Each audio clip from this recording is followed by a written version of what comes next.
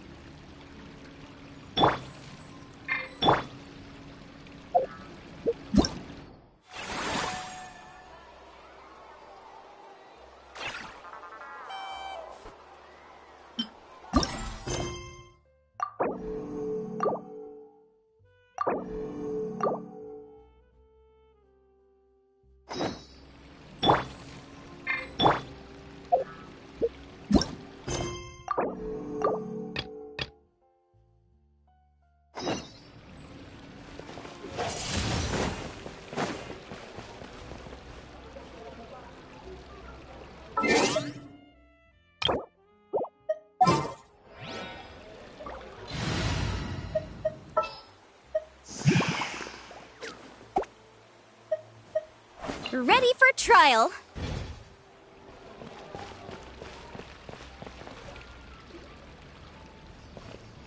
Hey, Navia! What you up to? Shh!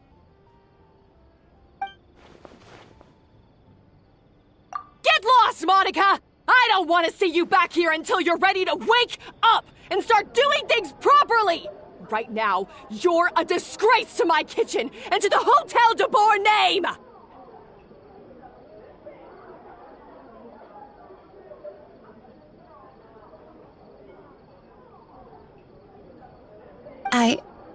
It was an accident.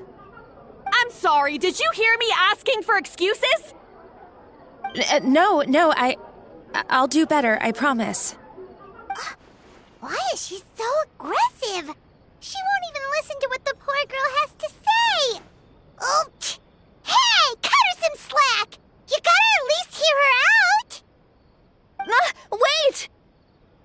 Huh? Who do you think you are telling me? Wait a sec. Navia? So, you're bringing backup now. Suit yourself! You're still wasting your time!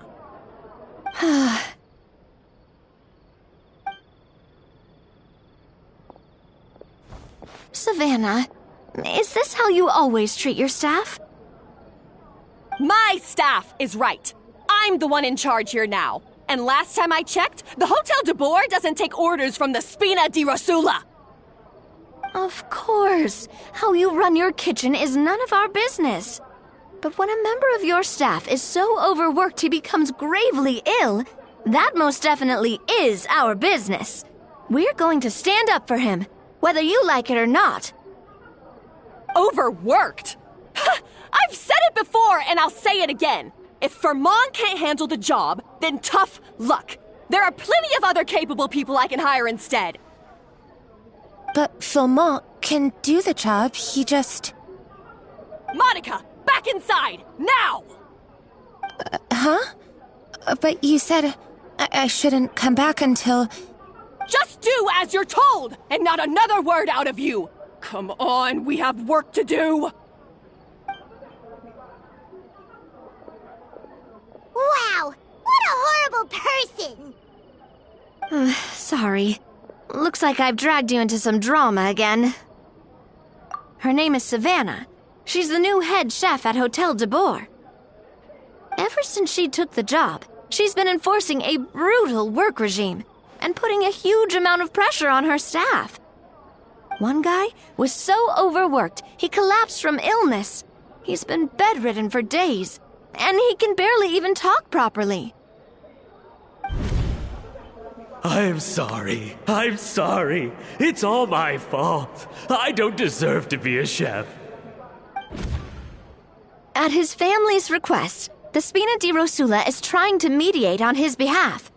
We're not exactly making a ton of progress, as you saw. Savannah is adamant that Vermont's exhaustion and illness have nothing to do with her or how she's been running her kitchen. she's refusing to have any kind of meaningful dialogue with us. Our next thought was to talk to the other chefs at the restaurant and get a better idea of their working conditions.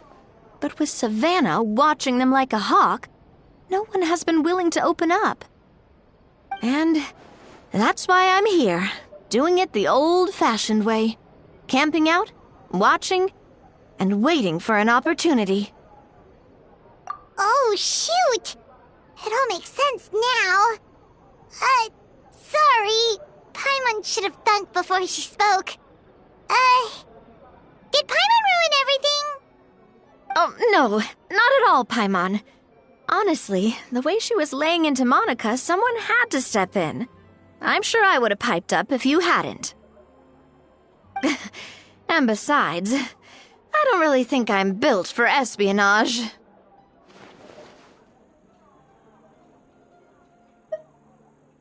Yeah, meaning it's gonna be all the more difficult to get the inside scoop now. Oh, I might as well head back to the Fleuve Cendre then.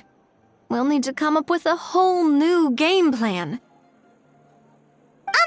Paimon will join you, 'cause this is kinda all Paimon's fault. Guys, it's fine. You don't need to worry about it. That said, if you were planning to visit the Fleuve Cendre anyway, let me take you out for a meal. I'll make sure it's a proper feast. A really famous chef just joined the Spina di Rosula's tavern. Her name is... Sorry to interrupt. I just wanted to apologize for the scene you witnessed just now. We shouldn't subject our customers to that. This is a small token from us. It's some candy from Monica. She asked me to make sure it was delivered into your hands. Monica's the one apologizing? Huh. Clearly Savannah is the one who owes an apology. Our head chef has been a little highly strung lately. Sorry for everything. All right. Since there's candy, Paimon will drop it. Not the candy. Thank you for understanding. We'll make sure to pass your feedback on to Miss Savannah. A little highly strung, huh?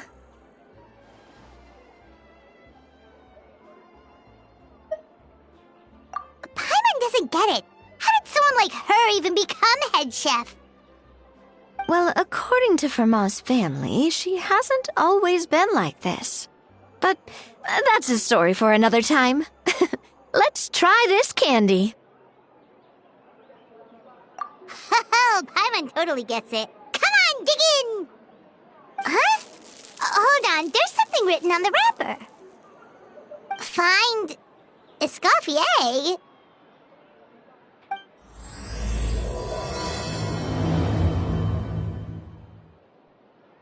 Escoffier? Could this mean... Huh? You know that name, Nadia? Yeah. Let's stick to the plan and go back to the Fleuve Cendre for now. That's where we'll find Escoffier anyway.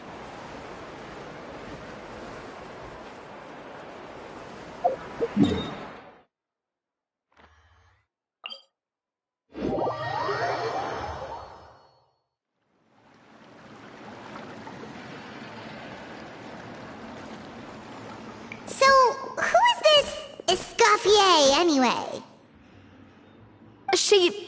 Well, for starters, she used to be the head chef at the Hotel de Boer, before Savannah. She recreated the legendary Gâteau de Boer and restored the restaurant back to its former glory. Safe to say, she's the most renowned head chef in the Hotel de Boer's history, after the culinary genius Modeste himself. Gâteau de Boer? That's the super exclusive cake that they only sell a few slices a day, right? Wow. Why the heck would she let Savannah take her place? Well, apparently, the Hotel de Boer was reported for a safety incident. Someone claims that the kitchen was adding an illegal substance to their menu. but none of the chefs had any idea how it could have gotten into the food. In the end, Escoffier decided that as head chef, she should take responsibility, and she was sent to the fortress of Meripede. The Fortress of Meripede?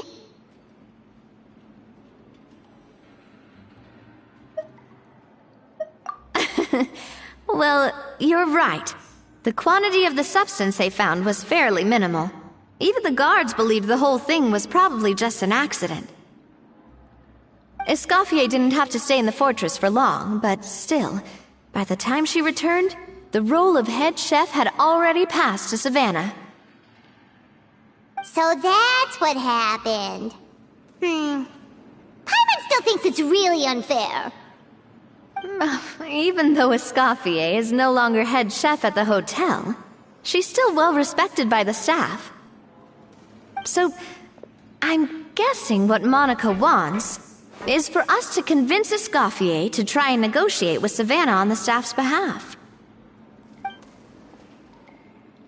Oh, Paimon gets it! Monica wants Escoffier to come back and kick Savannah out. It's simple. If the new head chef is stressing everyone out, then the solution is just get the old one back. Well, about that.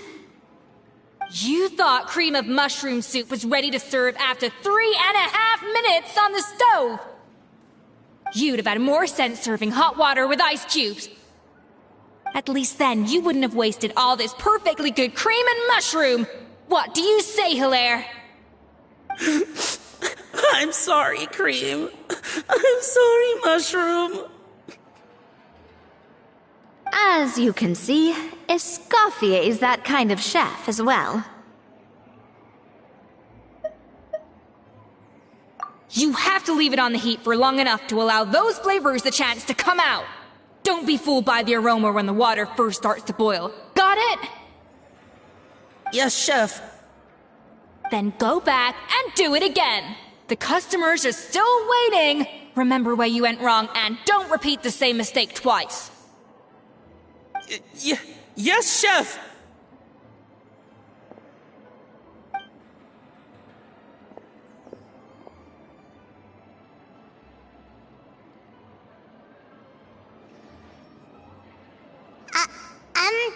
Excuse us, Waiting to be served? Sorry, we're pretty busy. I'm afraid you have to join the line. Oh, no, we're not here to eat. So you're not paying customers? Then I'm afraid the wait will be even longer. It's hard to talk to Escoffier when she's in the zone. Let's take a seat. We can catch up while we wait.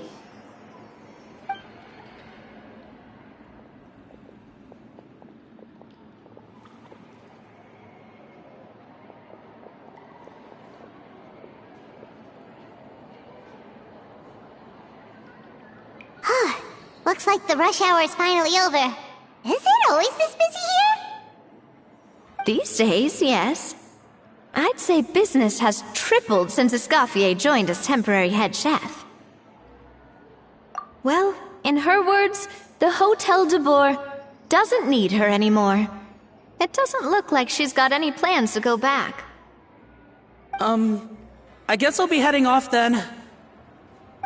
Wait, take these home with you. We can't serve them now, and there's no sense in letting them go to waste. Oh, thank you, Chef. For what? Like I said, I just don't want them going to waste. Oh, and tell Fiamma to get well soon, so you're not running yourself ragged every single shift. Fiamma. That's the second time we've heard that name. Who is that again? He's the chef that fell ill from stress. Hilaire is his son, and with Mom stuck at home taking care of Dad, he decided to pick up some work to help pay the bills. Escoffier knows their situation, so she's been making some extra food every day for him to take home. Hey, I heard that, Navia! I've told you before, no one's making extra food. Hilaire is making blunders in the kitchen, and I can't serve his failed dishes, so he might as well take them home. Yeah. Failed dishes that just so happen to be nutritionally complete every single time.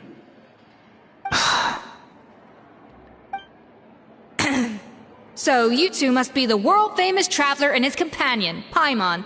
Yes? Is there something I can help you with? Oh, so you know us already. We'll skip the introduction then. We're here to talk about Savannah. Oh, I certainly am. The Spina's headquarters are right next to the tavern. And I've lost count of the number of times Navi has come to pester me about it. But I don't work for the Hotel de Boer anymore, and being ex-head chef doesn't give me the right to interfere with that business. Besides, I'm the one who persuaded Savannah to take the job in the first place. What? Well, she was a much gentler person back then. A little timid, even.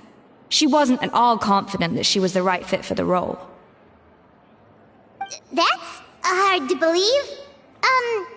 Are we definitely talking about the same Savannah here?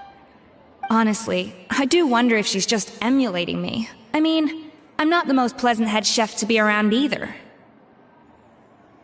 Anyway, suffice to say that given the history between us, it'll be tricky for me to tell her she's doing her job wrong without coming across like a huge hypocrite. Fiamar and the others probably think that Savannah gets it all from me. I wouldn't be so sure about that, Escoffier. Look at this note we got from Monica.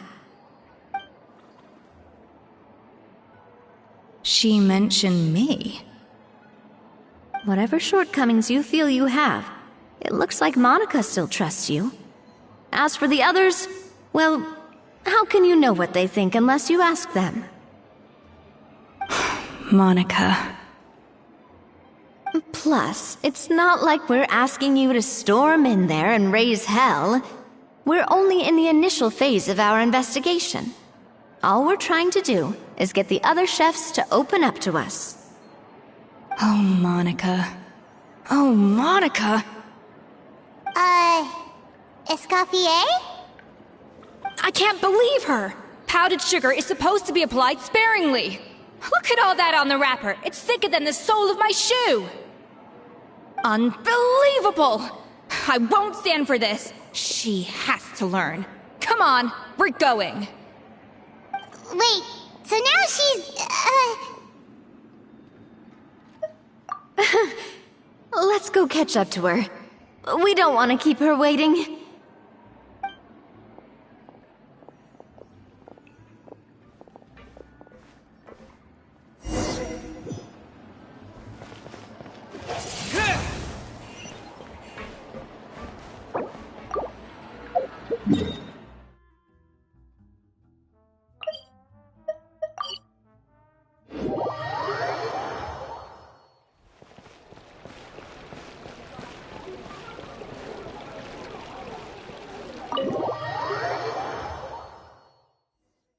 Wait, she looks like...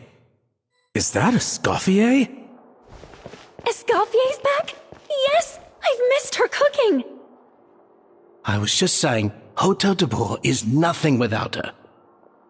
You can't match Escoffier's talent.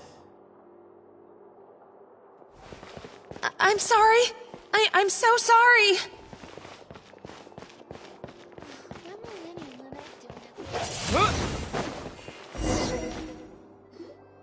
I'm sorry. I'm so sorry. I messed up your order. Oh, I wouldn't go that far. Maybe the taste is a little off, but if you hadn't brought it up, I don't think I would have noticed. But, please, you have to forgive me or Chef is gonna... Okay, I know. I'll kneel before you. What the heck? Get up, Monica! Can't you see that you're just making your customer feel more awkward? Escoffier? If you want forgiveness, then do what any self-respecting chef would do. Make the dish again. And this time, get it right. You cannot go begging your customers to feel sorry for you. Savannah said that I'm not allowed back in the kitchen until I've corrected my mistake. But if I can't go back into the kitchen, I can't do the dish over. That's some backwards logic. How can you fix your mistake without being allowed to cook? If this is what Fermat had to put up with, then no wonder he had a breakdown. We apologize for interrupting your meal, sir. It's fine. With my layman's palate, it's not like I can tell the difference anyway. I was actually quite enjoying my meal until she appeared out of nowhere and started apologizing. Gave me a bit of a fright, to be honest. Oh, well, it's because Chef Savannah tasted a bit of the leftover soup from my pot and then threw me out of the kitchen. Gosh, that's pretty strict. Has she always been that way? I don't recall things being like this when Escoffier was head chef here. I gotta say, you're all looking a little worse for wear these days. I mean, Escoffier was strict too, but I think the difference is that her criticism was more constructive, so you knew what you did wrong and how to improve, and we all knew that it came from a good place. Chef Escoffier was hard on us because she truly wanted us to reach her level.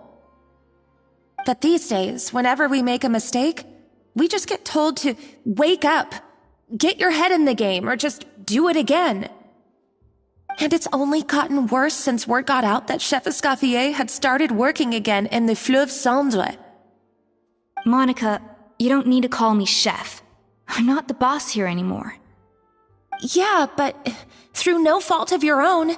What happened back then, that wasn't on you, and all of us know that. That banquet was a huge event, and so many staff were involved every step of the way. With so many moving parts, there's no way of knowing how that Lumiline ended up in the food we served. Lumiline? What's that? A new drug from the Fontaine Research Institute, produced from an extract of the Lumitoile. Apparently it sharpens the senses, so they used it to treat people with impaired responses to stimuli. Oh, yeah, I've heard about that. They found out you can use it as a flavor enhancer since it stimulates the taste buds. Makes things pretty addictive. They also found that overuse can have mood-altering effects, and even lead to nerve damage. So it quickly ended up on the guard's list of controlled substances. Unfortunately, however, some food products containing the additive had already made it to the market by the time the guards banned it from the restaurant industry.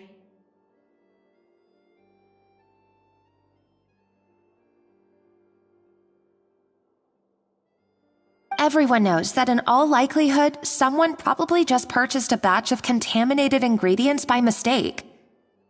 But you took all the blame. We all know why. You just didn't want to see this turn into a place where tensions are constantly running high, because everyone's suspicious of each other all the time. And now look at you, a fry chef in the Fleuve Cendre. What are you trying to say? Sure, the Spina's Tavern is no Hotel de Boer, but come on. It's not that bad, is it? Oh, the Fleuve Cendre, you say? Great. That's where I'm dining from now on. Monica, I'm very happy with my current job.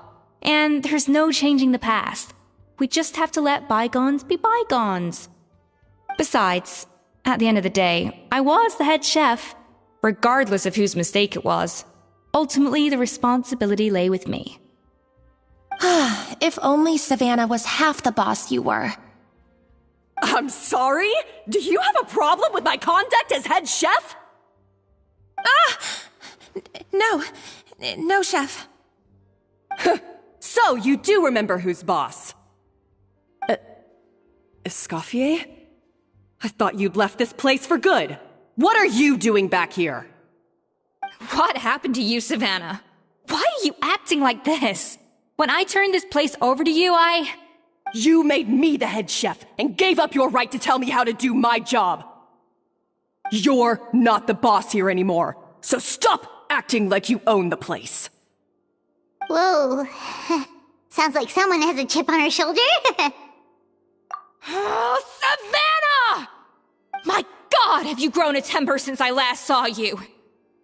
Have you put even half the amount of energy into improving your cooking skills, or are you still using the Pluie Lotus as an off-brand marcotte, thinking no one can tell the difference? That's none of your business!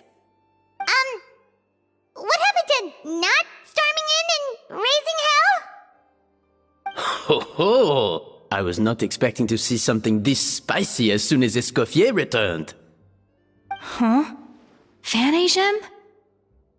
Aye, miladies. Might I make a humble suggestion? Given that we have ourselves a tête-à-tête between chefs at the Hôtel de Bord, I dare say it would be de rigueur to settle this the traditional way. The traditional way? That can only mean one thing. That's right. I'm talking, of course, about the tradition established by Modeste himself. The cooking contest! According to legend, the founders of Hôtel de Bord, Modeste and Savelli, used this method to resolve all of their disputes. Everything from petty arguments over next week's menu to disagreements over the strategic direction of the restaurant. The cooking contest would decide who had the final say. Sounds like they had a lot of free time on their hands. Ah, well, it might sound that way to us. But in fact, the cooking contest played an enormous role in motivating chefs to hone their skills, reaching new heights of excellence in the culinary arts. And indeed, the reintroduction of this institution in recent years has surely been instrumental in transforming the Hôtel de Bord into the top-ranking restaurant in Fontaine. Reintroduction? Someone brought it back? Who? What say you, Escoffier? Surely you of all people won't back down from this challenge. It was you who put the rule in place, after all. Sure, I reinstated it, but I'm not a chef at Hôtel de Bord anymore. Isn't this bending the rules a little? I see no issue as long as both sides agree to the terms. We could simply treat it as an exhibition of sorts. Savannah, any objections? Exhibition. Huh. No. If we're going to battle it out, let's put it all on the line. If I lose, it's up to you what happens to me. I don't want anything to happen to you. But if you lose, you hand over the Codex de Bord to me. What? The Codex de Bord? Only the legendary handbook written by the original head chef Modeste. It contains all his secret recipes, including Gâteau de Bord. It's the greatest treasure in Fontaine's culinary world, and only the present and former head chefs of the Hôtel de Bord have the right to read it. Present and former? Wait, but that already includes Savannah, though. What do you want that old thing for? You have your own copy, don't you? Don't take me for a fool. You know perfectly well what I mean. I want your copy, the original version, the one you took with you when you left us. I'm sorry, I must be missing something. You know, there's no difference between the original and the copy, right? They contain the exact same recipes. Stop trying to change the topic. What's wrong, Escoffier? Scared you're gonna lose to me? Or are you scared of me getting my hands on the original codex? Savannah, you may remember that we gave her the original as a parting gift, to thank Escoffier for her years of service. Asking for it back feels a little, Oh, I'm sure it won't be an issue, as long as both sides agree to the terms. Those were your words, weren't they? And as for the contest itself, let's make it a bake-off. Gâteau de Bord, per the recipe in the codex. Well, Escoffier, you against me. Are you in or out? You sound surprisingly confident. All right then, let's see how much you've actually grown.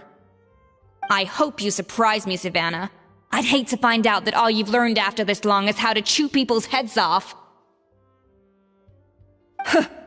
Believe me, I'll show you. Escoffier, are you sure this is a good idea? You accepted her terms a little hastily.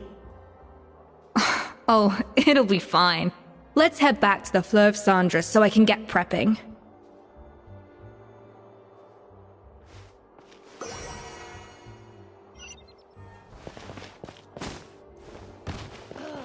I'm so annoyed.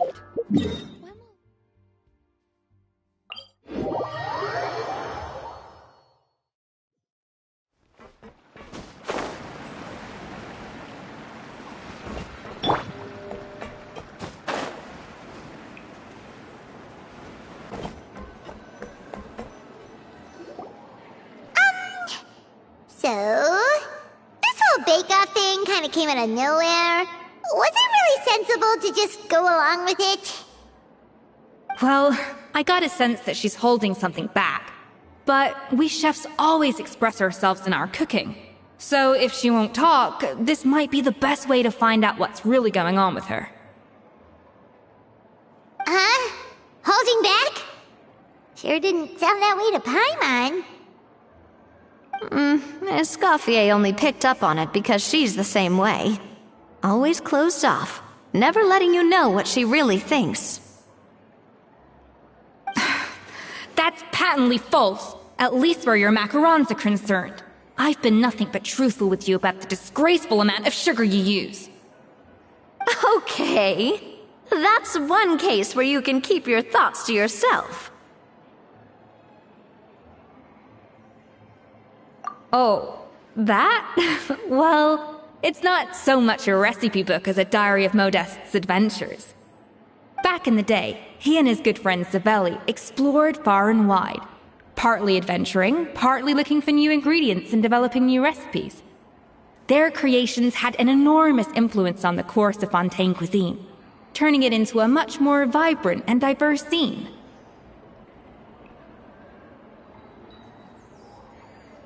For instance, legend has it that the original Gâteau de Bourg was made using a special secret ingredient that Modeste discovered on one of his adventures. So rare was the ingredient that they could never make more than 16 slices of the cake per day. But everyone who tried it claimed that it was one of the most blissful and invigorating things they had ever tasted. Modeste and Savelli went on to found the original Hôtel de Bourg, which catapulted them to stardom in Fontaine's culinary world. Especially Modeste. He was hailed as a once-in-a-generation genius, and over time, the recipes from his adventure log became known as the Codex de Bourg. Paimon's heard this kind of story before. Armed with the Codex, the Hôtel de Bourg took its rightful place as the finest restaurant in the land, serving those recipes for centuries to come. Something like that? What? No, of course not. Cooking is a constantly evolving art form. How could any restaurant survive if they only served food that was popular last century? Anyway, never mind centuries. Savelli and Modeste parted ways not even 10 years after their rise to fame. Then, Modeste passed away while he was still in his prime. And that was it. The end of the Hôtel de Bourg's heyday. It fell into decline, and for most of its history, it was just a nondescript place with a couple of cheap tables. It's only in recent decades that it started recovering. Even then, it still took numerous relocations and changes of management before we finally ended up with Vanigem and the restaurant we have today. Oh! So the Codex really isn't all that, then. Paimon figured it was like one of those mystical books they have in Liyue's martial arts novels, where the main character learns all their secret powers from. Yes, well, that's fiction, and this is reality. You can't meet the tastes of modern diners by following some ancient recipes from a dusty old book. Case in point. Even the Gâteau de Bourg they sell now is actually Escoffier's reimagination. Wait, really? Why though. Didn't that recipe make it into the codex? It did, but like I said, it's the dusty old book now, and the records aren't as legible as they once were. Not to mention that there's no way of finding the secret ingredient Modest wrote about. So, reimagination is right. I consulted some historical records and took what I could from the codex. But ultimately, the Gâteau de Bourg today is my own recipe. As for why we gave it the same name and kept the tradition of only selling 16 slices a day, well, you've got Venegem's business sense to thank for that. Oh! Huh. Well, that kind of takes all the mystique out of it.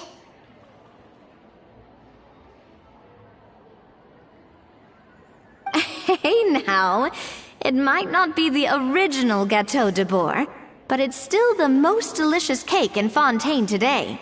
And who knows? Maybe Escoffier's version is more suited to your palate. Just think, if the original truly was the perfect cake you're imagining it to be, there's no way the recipe would have been lost to history, right? Not to mention that the Hotel de Bourg never would have fallen into a slump.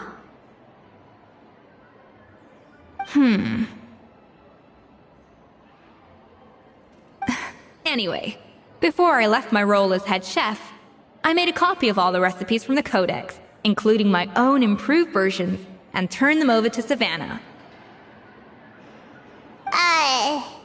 So why is she so interested in the original copy?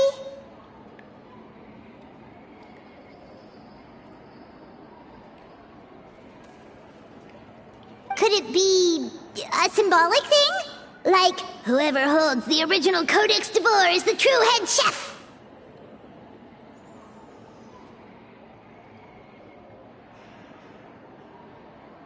Well, it was clearly precious enough to give to Escoffier as a parting gift. Meanwhile, Savannah only got a copy. Maybe from her point of view, it's like management doesn't truly see her as being worthy of the role.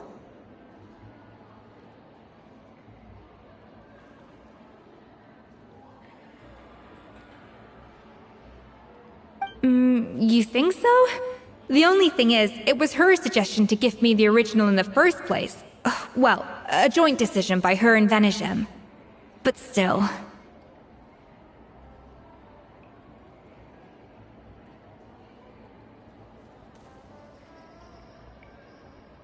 What? Huh. Guess she's had a major change of heart since she became head chef. Yeesh.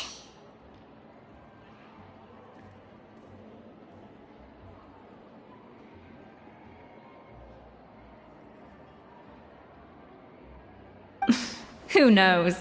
We could speculate forever. Better to just let our Gâteau do the talking. It means besting her in this bake-off, and then getting her to explain herself, even if I have to beat it out of her with a spatula.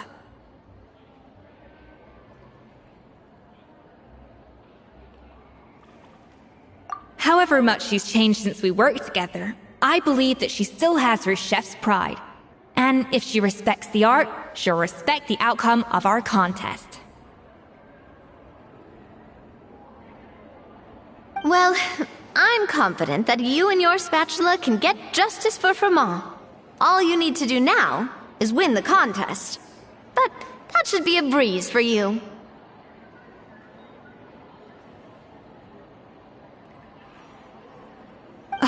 Let's not get too ahead of ourselves. Gâteau de Bourg is very complicated to make. Usually, it takes 3 chefs working in tandem to cover everything. Now, if I had to push it, I could probably do the work of 3 chefs myself. But I'd prefer to play it safe if I can find a couple of assistants in time. Well, that's easy. The 3 of us are veterans in the kitchen. You just need to pick 2 of us. Well, I have heard the Traveler is an accomplished cook, as well as a warrior. But be warned, I will hold you to exceptionally high standards. Think you're up to the task? Oh, count me in too. I've spent weeks perfecting my macarons after your scathing review. Even if it means competing against the Traveler, so be it. I'll show you what I'm made of. Confident. I like it. Alright, let's start with some elementary mise en place. Show me your knife skills.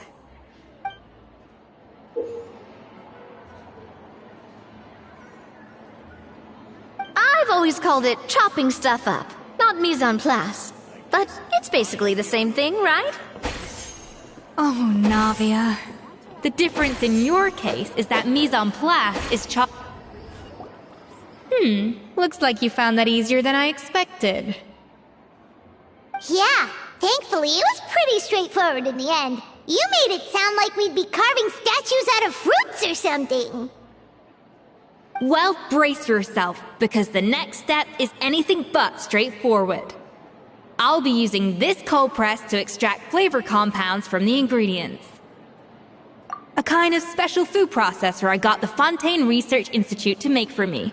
It uses cold temperature extraction to isolate the essence of cooking ingredients, which can then be used to flavor dishes more precisely.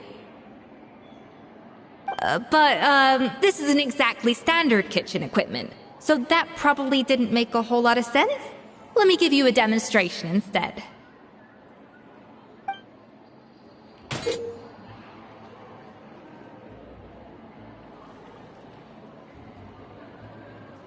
Custom-made equipment from the Fontaine Research Institute, huh? That's some pretty high-tech food prep. Paimon's never used anything this weird before. Cool! Not weird.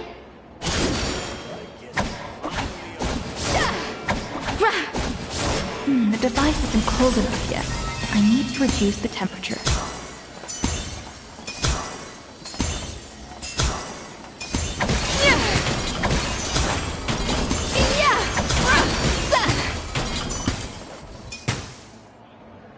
And done.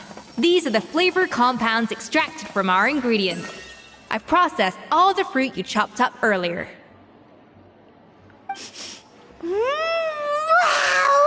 Even the smell is so much more concentrated. What next? Do we add all this stuff in? Absolutely not! Throwing everything in at once will ruin the balance of flavors. We have to go slowly and carefully to calibrate the exact flavor we want. I'll demonstrate again. Now, watch closely.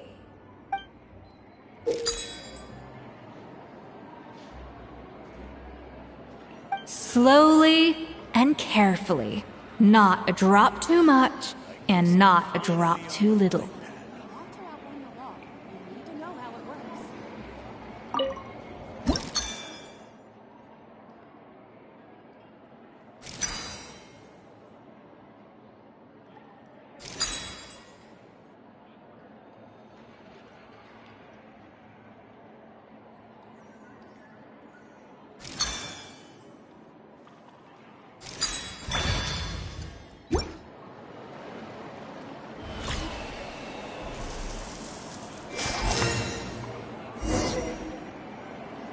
And voila! Now it's your turn.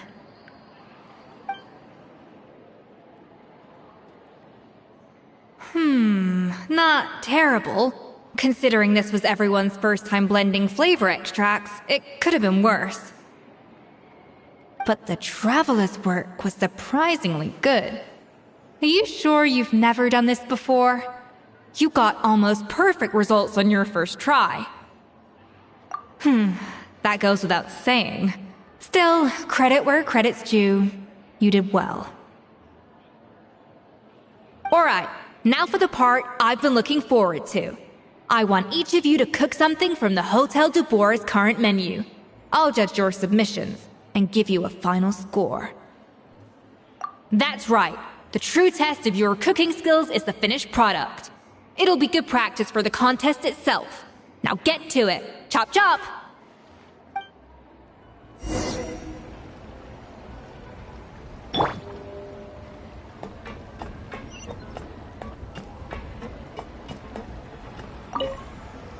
How's it going?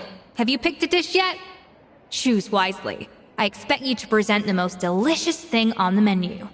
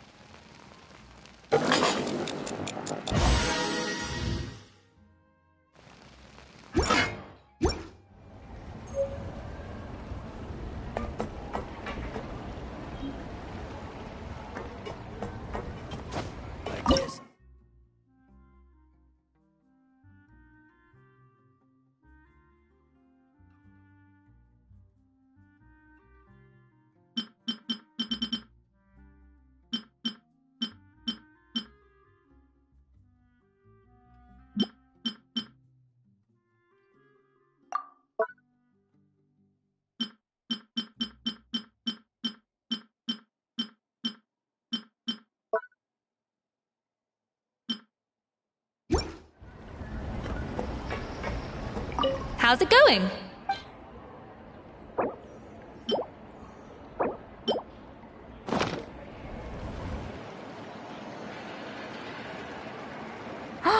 Look at that! With the grace of a snow-winged goose, as I like to say. Now, let the grating commence.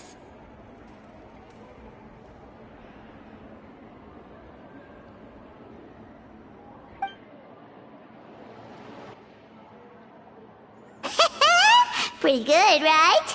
Not to brag or anything, but Paimon's a bit of a connoisseur when it comes to la food. 6 points. What? Oh, well, fair enough. Paimon doesn't cook all that often, so as long as it's a pass. That's 6 out of 100.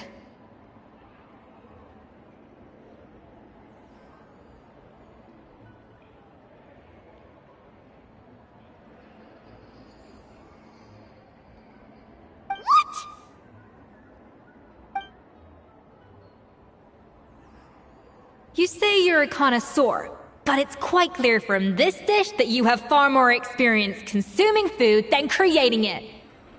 By that logic, I suppose you think listening to Lady Farina on repeat every day would make you an opera singer. Aww. Me next, me next! I'll have you know that this batch of macarons has 2 whole tablespoons less sugar than my previous ones. So you went from 12 tablespoons to 10? Well, it's nice to know you actually measured it out. Because it tastes like you just threw in whatever was left in the jar. 6 points. Aww. Now to the final dish. So, What do you think? This is our last hope. 8 points. Darn, that's barely higher than what we got. Not exactly. The color is spot on. Beautiful aroma. Excellent presentation.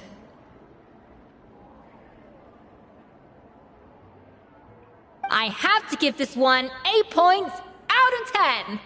Maybe even 9 points. Huh? How did you pull that off?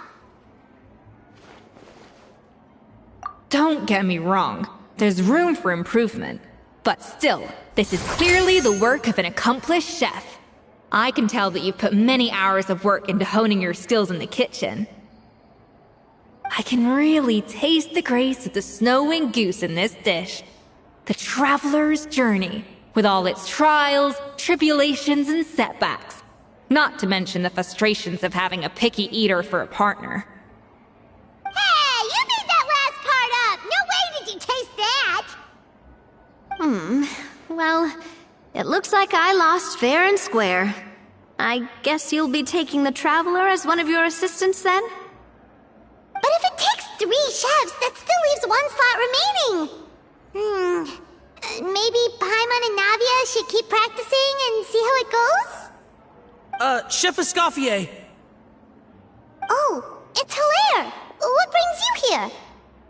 I heard the news about the cooking contest. You're doing Gâteau de Bois, right? I was just wondering if you needed any help. And you think you're up to the task, do you? Oh, no, I know I'm not there yet. It's actually my dad who wanted to help. Firma, last I heard, you could barely get out of bed. Chef Escoffier, Navia, Traveler, thank you all so much for everything you're doing for me and my family. I've had enough of sitting around at home while you run yourselves ragged. If you let me, I'd like to help you win this cooking contest. Yeah, I was gonna say the same thing. Don't you worry. I'll be fine. I'm feeling much better now. I'm sorry. I know I've been rather useless these past few days, but not anymore. The fact is, I'm a fine chef, despite recent events. I've proven myself in the Hotel de Bois kitchen, so if anyone's qualified to work under Chef Escoffier, it's me. I think. I hope so. Firma, have you even set foot in a kitchen since leaving Hotel de Bois? I have not, but I'm fully rested now. I know I can handle it.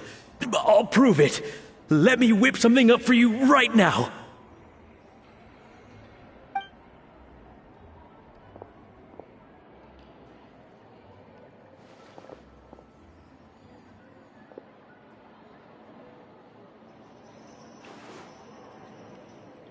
Huh? That's strange. Why are my hands shaking? What do you call this, Firma? I can't seem to grip my knife. Do it again!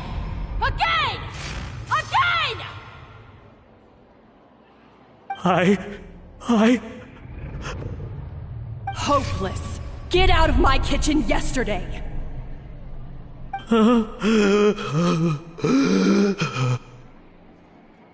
Dad, what's wrong? I don't understand. I was feeling so much better, and then Will I never be able to work in a kitchen again? Dad, talk to me. What happened? I think the real issue here is not physical exhaustion, but psychological trauma. Monica, when did you get here? Probably because you were all concentrating so hard on your cooking. I didn't want to interrupt your flow. But anyway, Firma, I'm so sorry. If only I'd known how serious your situation was, I would have stood up for you sooner. You have nothing to apologize for, Monica. During those long nights of redoing every order, you were the only person who looked out for me. Oh, come on. All I did was make you some tea. I doubt it was much help. Savannah was so ruthless toward you. I probably should have brought you something stronger. She sounds like the worst. Alright, another Savannah horror story. Let's hear it. She's been getting harsher and harsher on us ever since she heard about Escoffier's new role in the Fleuve Cendre. Seems like no matter what we make, she'll find something wrong with it. What is this? It looks like a dog's been at it! In the trash now! Then she orders us to redo the dish again and again, but we never know what's going to make her happy. Do it again, do it again, do it again! Every time you remake it, you just get another earful from her. Either straighten yourself out, or get out of my kitchen! So now, it seems like just picking up a kitchen utensil gives me flashbacks of her yelling at me. Oh man, that must be awful. The more I want to get it perfect, the more my hands shake, and the more scared I am of making another mistake. How can you give up so easily, Firma? You weren't a quitter when you were working for me. And even under Savannah, you talk about working late into the night trying to perfect your dishes. That says to me that you still hadn't lost that determination to prove yourself. What changed? I don't know what's come over me. When I think back, I just remember feeling like my heart and my hands were growing heavier and heavier as the shift went on. Each time I had to redo a dish, my heart sank a little further. Maybe Savannah was right. Maybe I am just hopeless at this. Dad. I see. Well, it sounds like there are some deep issues at work here. Ones that won't be resolved by merely seeking compensation. I will win this contest, and after that, I encourage you to approach Savannah and talk this out. But what if you can't find another assistant in time? Clearly, I'm in no state to help out. You think being one person short will ruin my chances? Let's not forget, I taught you and her everything you know. Even if I had to go it alone, I would present the perfect gâteau. Oh, well, Paimon and Nadia will still keep practicing, just in case. And so will I. Yeah! And if worse comes to worse, we can always get the Spina di Rosula to put out an emergency call for chefs. There's gotta be someone out there, right? Actually, I thought maybe I could help. That's sort of why I'm here. What? Why didn't you say so? I was going to, but then... Well, this is the first chance I got. You do this for us? Thank you so much, Monica. Alright, fine by me. But aren't you still working for Savannah? Joining the other side seems like a guaranteed way to put your future employment in jeopardy. I know, but it's all right. I've made up my mind. With the way things are, I can't keep working for Savannah much longer anyway. Unless I want to become the next Firma. I'm done with sucking it up. It's time to try and turn things around. If this cooking contest can get Savannah to see the error of her ways, then I'm sure she'll forgive me for this. Well, Paimon didn't think we'd be poaching from Savannah's staff to get our third person, but there you go. Anyway, Monica's a professional chef, so nothing could possibly go wrong now. Great! Then it's settled. And to congratulate you all on making the team, I propose a Spina-sponsored meal to celebrate. Spina-sponsored? Wait, you mean I'm cooking? Well, I promised the traveler a feast in the Fleuve Cendre. And I know how much you've been looking forward to it. Yeah! Feast, feast, feast! All right, if you insist, then prepare for some of the finest food of your lives.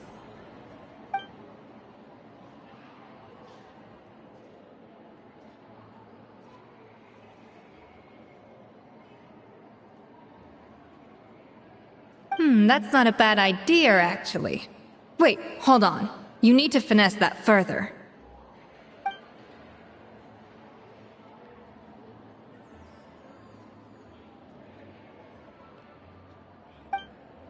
That was a dream come true. Paimon never knew Fontanian cuisine could be this good.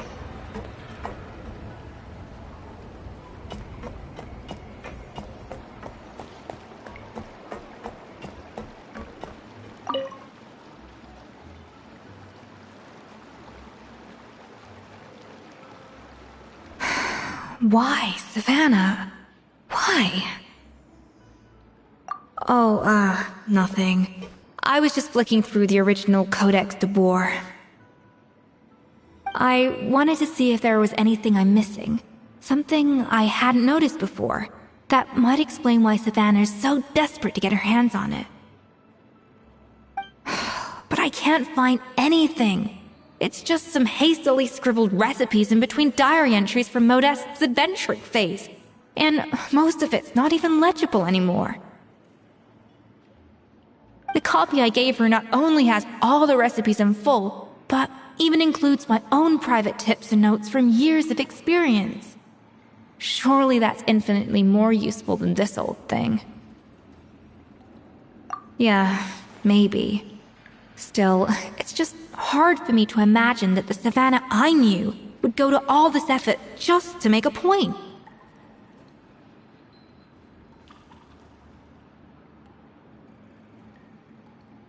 We were. At least I always thought we were.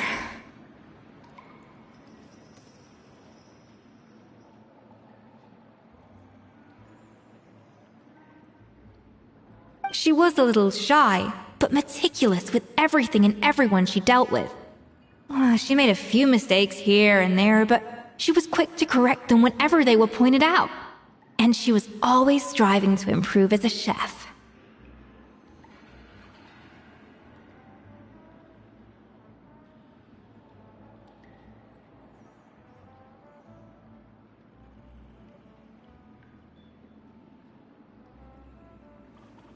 Those qualities are why I recommended her to replace me as head chef. I never imagined for 1 second that she'd cause Fiamma and the other staff so much grief.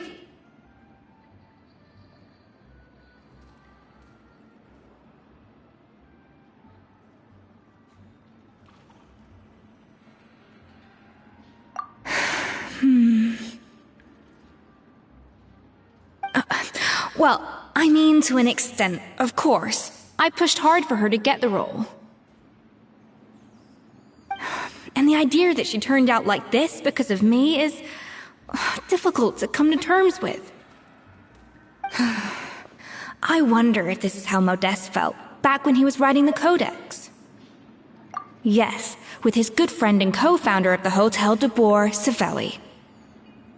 The story goes that after Modeste unveiled his Gâteau de Boer and was hailed as a culinary genius, he was admired and adored by all. But his newfound fame slowly drove him and Savelli apart. Unlike Modeste, whose every new creation was an instant hit, Savelli seemed to face setbacks at every turn. Doors that would swing wide open for Modeste would shut in Savelli's face. And with Modeste being whisked off to all manner of functions by his celebrity friends, he had less and less time to discuss the culinary arts with Savelli.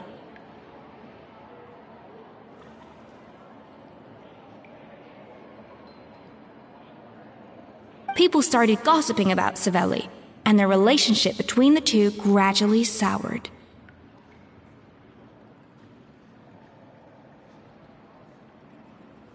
Everything came to an abrupt end when Modeste, still in the prime of his life and still hailed as a genius, suddenly died from an acute illness.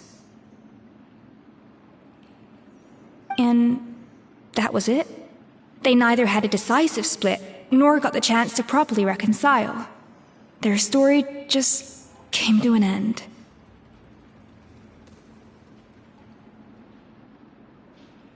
One rumor had it that Savelli actually killed Modeste out of jealousy, even as the latter was hoping to make amends. Unlikely. It's a popular theory, but there's no real basis for it. At least there are no records of Savelli ever being convicted of a crime.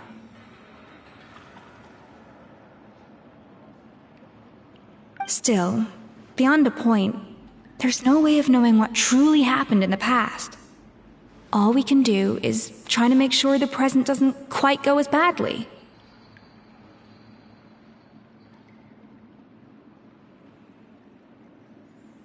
And that's why I have to win this contest tomorrow.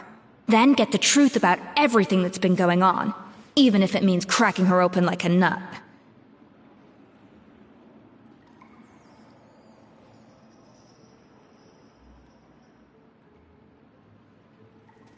Really?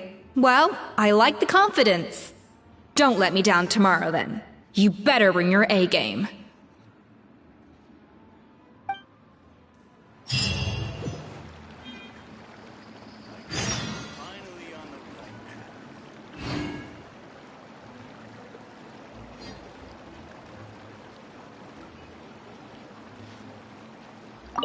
Let's hope that Savannah isn't all sizzle and no steak. After all the work we put in, it would kinda be a shame if tomorrow was a complete cakewalk.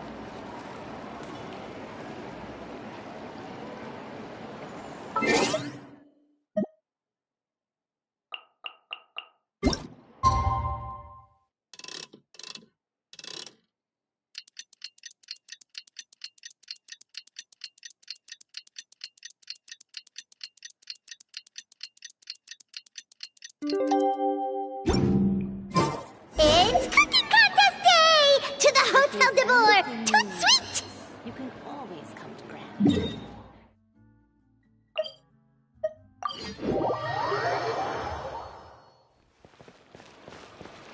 Did you hear the news? Escoffier's coming back for a cooking contest. Wait, seriously? Escoffier in a cooking contest? Now that I've got to see! I don't get it. Why would anyone in their right mind challenge her to a cooking contest?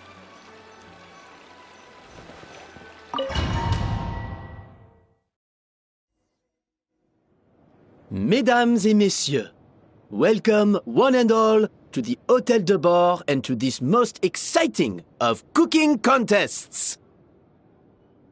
Savannah, I've brought the original copy of the codex you asked for. Monica? Huh. In the interests of fairness, this contest will be conducted in a double-blind format. Once the dishes are complete, they will be sent to the back of the kitchen where they'll each receive a label. The labels will be placed out of sight underneath the plates, only to be revealed after the judges have sampled them and reached a final verdict. This is to ensure that no one will know which dish is made by which contestant. As one of the judges, I promise to be fair and impartial. When my meal got interrupted yesterday, I never thought this is how they'd make it up to me. Getting a seat on the judging panel is a pretty sweet deal. Both contestants have taken their positions? Then, without further ado, let the Hôtel de Bord cooking contest commence!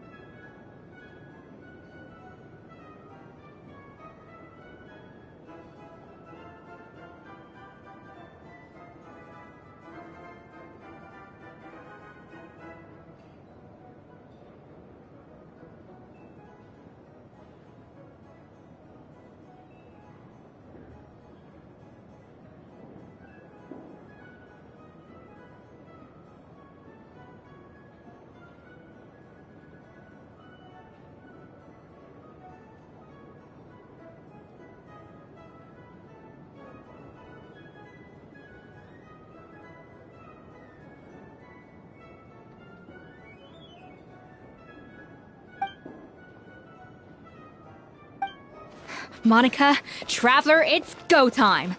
Let's do this. Alphonse, Gaspar, get to work! Do not disappoint me. Looks like our two head chefs are raring to go. Like an oven on full blast, this competition is quickly heating up. That should be enough flavoring. Now hurry up and balance the flavors.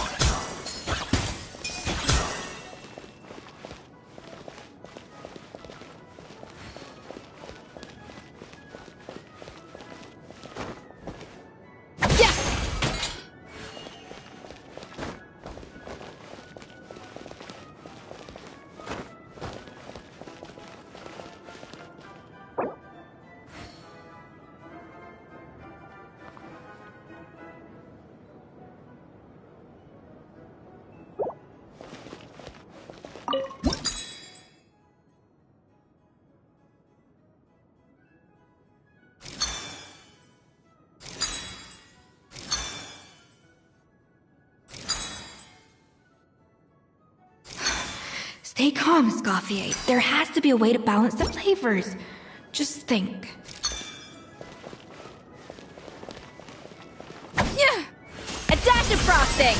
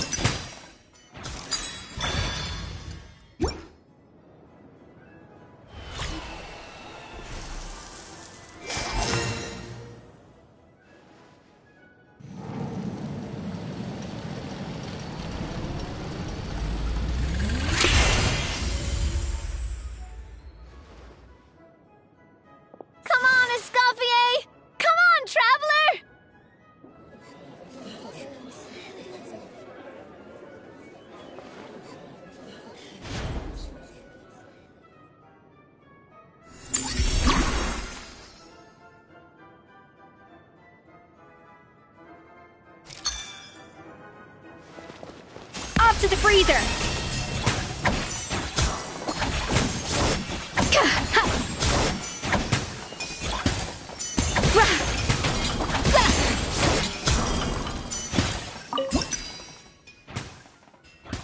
The balance of flavors is about right, but the quantity is too low.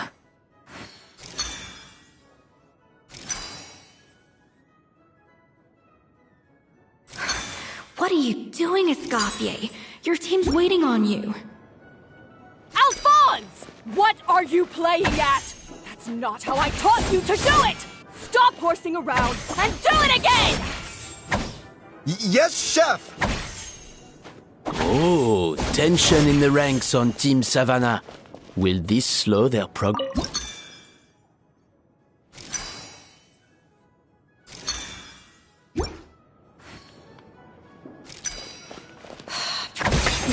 Savannah, what are you doing? Oh, forget it. I've got to focus on my own dish.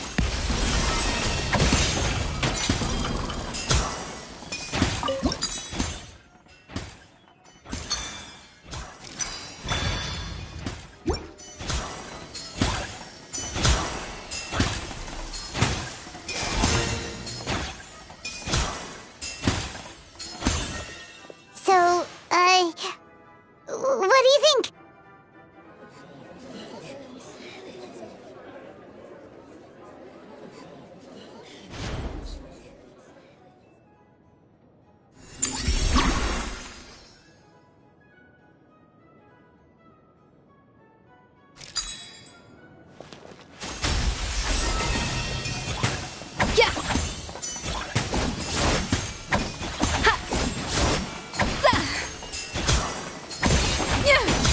Escoffier is already on the final...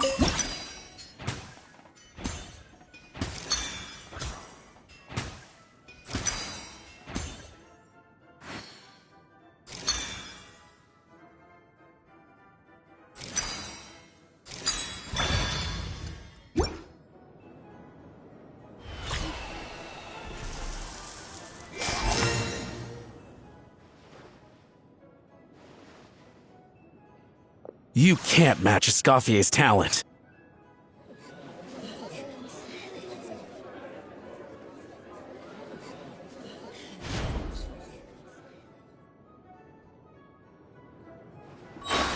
I present to you Gâteau de Bourg.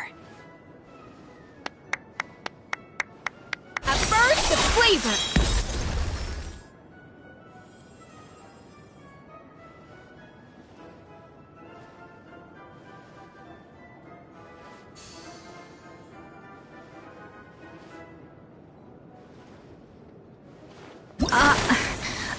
I was just exercising caution. I had to make sure everything was perfect.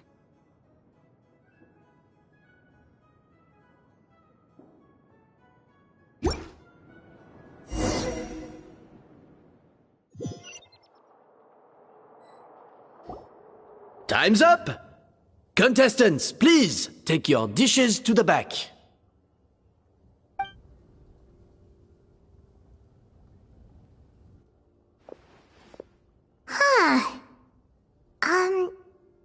That guy was right.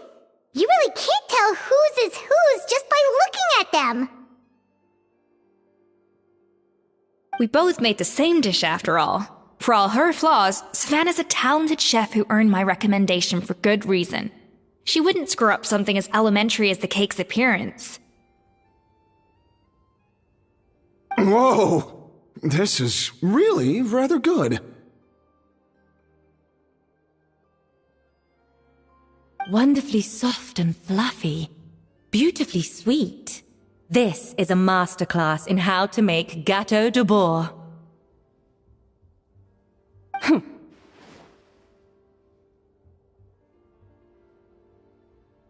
I would give this one at least 9.9 out of 10! Only because there's something about the flavor of the base. It's just a little different from the recipe I'm used to. Huh? Really? I couldn't tell.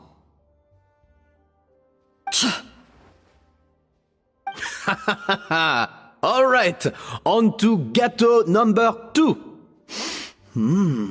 I haven't had a single bite and already this aroma is a delight to the senses. I have a feeling that this gâteau will be a gâteau for the ages. How exciting! I'm gonna dig in.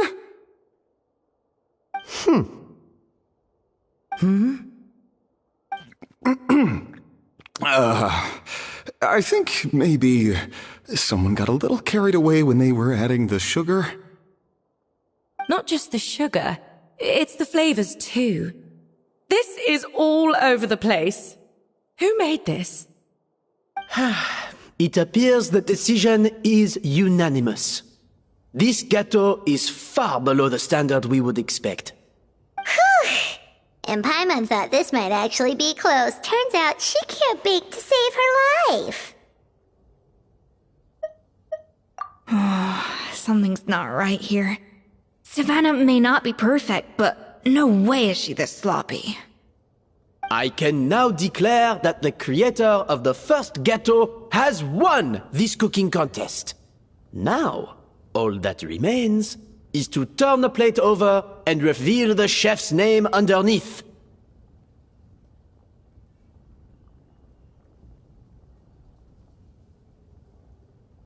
What? It's Savannah? No! That's impossible! Hey, Savannah! You cheated, didn't you? You cheater! What did you do? Oh, you swapped the plates, didn't you?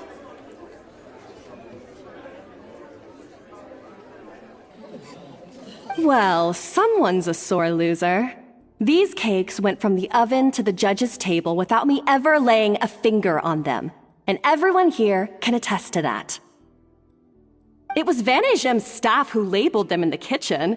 If you're looking to accuse someone, why don't you start with them?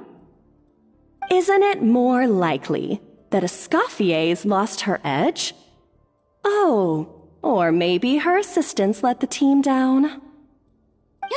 You take that back! Judges, we demand a rematch. That's enough! What's done is done. As head chef, or rather as team lead, I take responsibility for the dish I served. Whatever went wrong and however it happened, I should have spotted it. Savannah, I didn't think you'd stoop this low just to beat me in a bake-off. What happened to your chef's pride? I don't know what you're talking about. If you want the Codex de Boer that much, you can have it. Escoffier, no! But you must promise me that you'll apologize to Firma and compensate him for everything you put him through. It's a little late to be negotiating terms. The contest is over and I won. That means you owe me the Codex, and I owe you nothing. Look, Savannah, you may have fooled everyone else, but can you really fool yourself? What I'm offering is to accept defeat without looking to expose what you've done. But only on the condition that you promise to stop putting so much pressure on your staff. Fine. I'll treat this as your final handover of duties from one head chef to the next. So, will that be all, ex-head chef? Or is there any other unfinished business you'd like to leave in my hands? I didn't mean that to be a scolding from your former boss, just a word of advice from a fellow chef and a friend. But I don't know if you're even open to input from other people anymore. I know what I'm doing. I don't need your advice. All right, fine. I'm glad to hear it.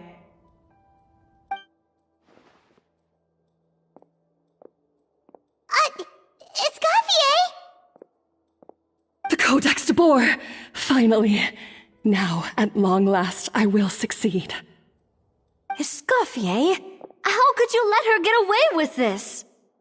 Yeah! The Codex is a souvenir of your time here! Doesn't that mean anything to you? It's alright. It was just a bake-off, not the end of the world. I'm already over it. Besides, it's not all bad. She agreed to compensate Firma. That's mission accomplished for the Spina.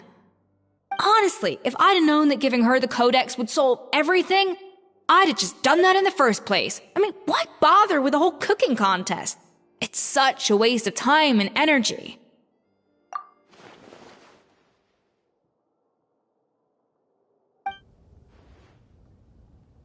No.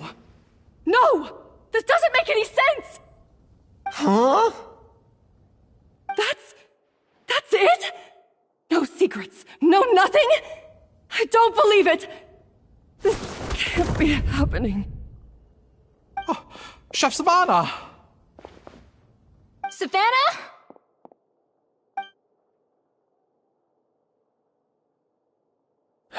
It's nothing life-threatening. Just a lot of pent-up stress and exhaustion. Oh, I knew it. Pent-up stress? The truth is, however hard she might be on the rest of us, the person she puts the most pressure on is herself. Yes, there are nights when she makes us redo things over and over into the wee hours. But for her, it's every night. She'll hide herself away in the kitchen, working on new techniques and recipes, and only realize how long she's been at it when we come to work the following morning. But why? Why would she do that? Our best guess is, she doesn't want to be seen as less of a chef than Escoffier. And there it is. Even so, that's no excuse for taking her anger out on the rest of you. Yeah, and it's definitely no excuse for cheating in the cooking contest. About that, we honestly have no idea how she did it. We were focused on our own work the whole time, like she asked. Leone and Algalia were the ones I tasked with labeling the cakes. I've already spoken to them both. They're at a loss to explain it too. Not to worry. Come on, join me downstairs. I'll interrogate the guilty gâteau myself.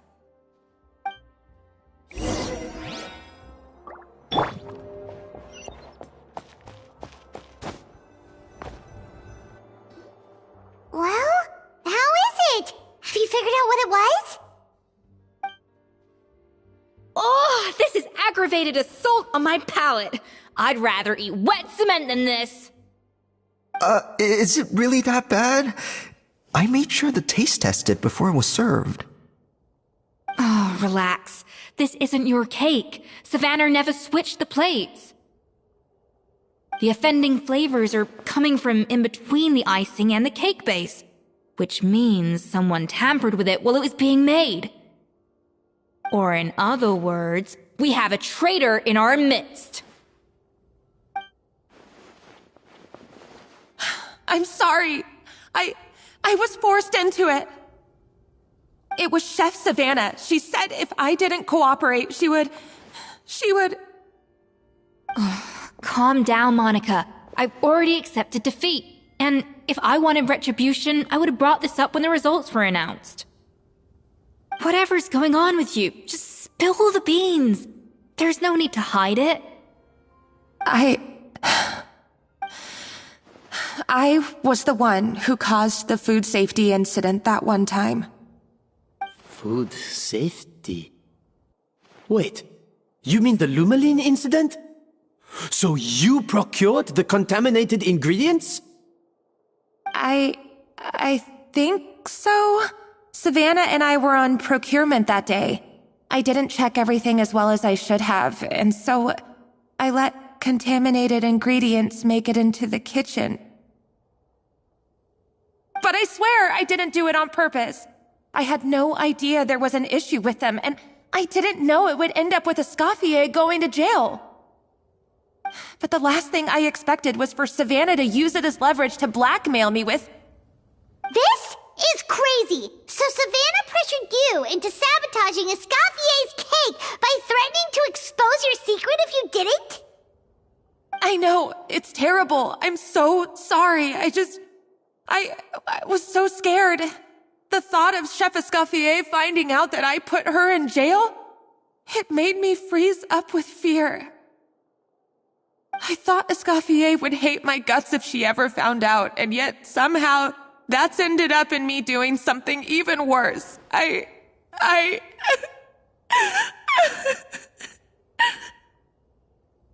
Seriously? All this fuss over a little slip-up? Huh? Firstly, it's not like I got a life sentence. I did my stint at the fortress, and now I'm out. And secondly, I had my own reasons for leaving the Hotel de Boer. This wasn't the only factor. So, you don't need to feel ashamed or frightened or anything like that. Any more than you need to add butter when you're pan-searing foie gras. You mean... you forgive me? Oh, well, I'm not saying you don't have to take responsibility for your mistakes. You should tell Vanagem to mark down your performance for the past few months. Then do some digging and find out exactly where those contaminated ingredients came from. Sure, you've made mistakes, but now's the time to fix them. Understood? Understood. Good. Now, back to Savannah. What about the original codex would compel her to resort to blackmail? I have my suspicions. Not that I've got any proof to back them up, though. Ugh. What happened to me? I've overheard some customers murmuring about how the Hotel de Boer hasn't been the same since Escoffier left. They think our menu doesn't taste like it used to, especially our signature items.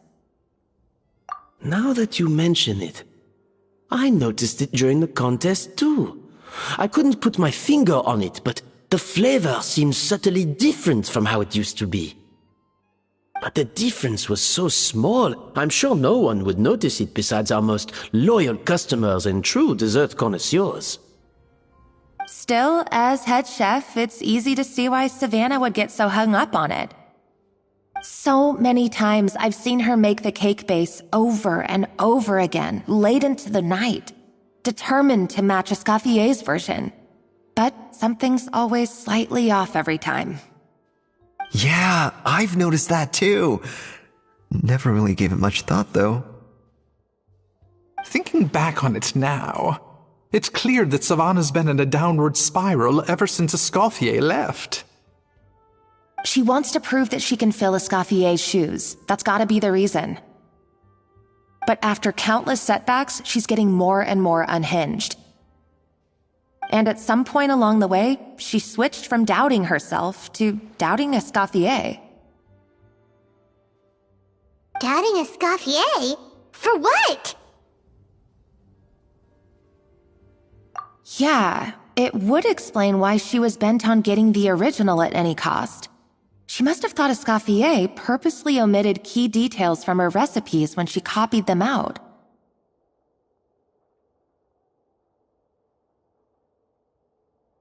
Also, she could retain her place as the #1 chef in Fontaine, the only one privy to all the secrets of the trade. Oh, for goodness sake, what a stupid idea. Of course. Then she finally got the codex only to discover that the secret recipes she's been pining for don't exist at all. Seeing how utterly wrong she was must have been a real shock to the system. It probably brought up everything at once. It overwhelmed her, and she passed out. There's still one thing that doesn't make sense, though. If Savannah had the real recipe all along, how come it tasted different? She might not be on the same level as Escoffier, but surely after like 50 attempts, she'd get it right one of those times. You'd think so, but geniuses like Escoffier are in a league of their own.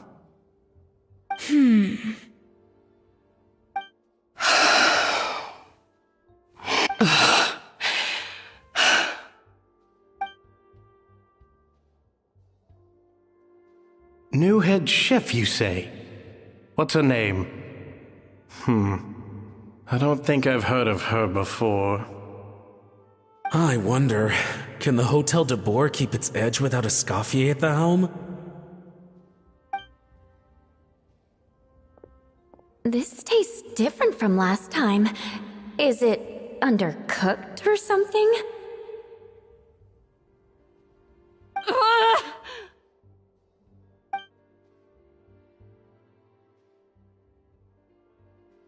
Take this. It's a copy of the Codex de Boer.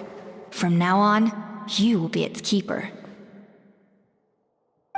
Don't listen to the doubters. If I say you can do it, then you can do it. Even if you don't believe in yourself, at least believe in me. Hey, did you hear me? Once I'm gone, the restaurant is all yours.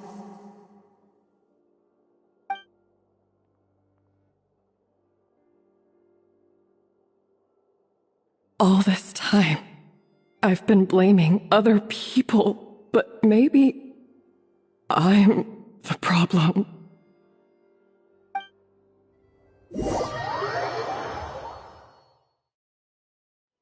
I sincerely apologize for putting everyone out.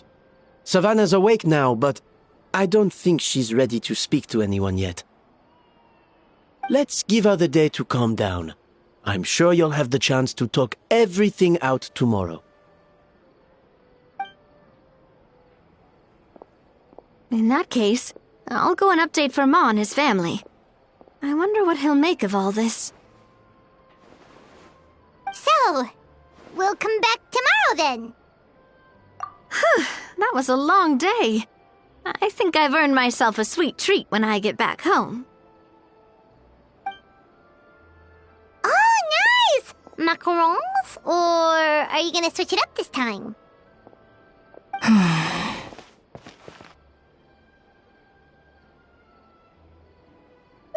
Traveler, how much do you know about the snow-winged goose? Every year they migrate long distances in search of a suitable home. There's always one goose at the front whose job is to lead the flock. Fontaine poets often use the image of that goose to explore the ideas about leadership and genius. They usually imagine someone who's a cut above the rest, a model of perfection. But what those poets don't know is that during a migration, the lead goose is always changing. Once the lead goose shows signs of fatigue, it retreats to the back of the flock and allows another goose to take its place. So, the truth is that leadership, with all the responsibilities and pressures that come with it, it's something that everyone takes turns at. But we humans completely miss that fact when we project our own ideas about social hierarchies onto them.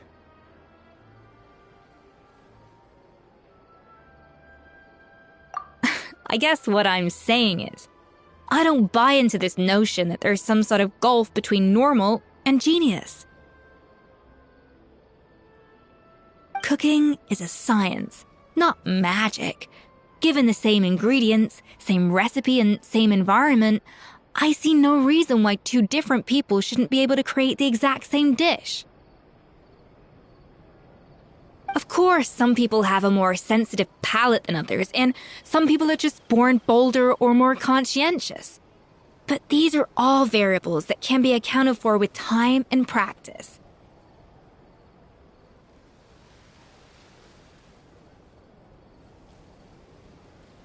I'd have no reason to expect so much from others if I believed that perfection can only come from the hands of a genius.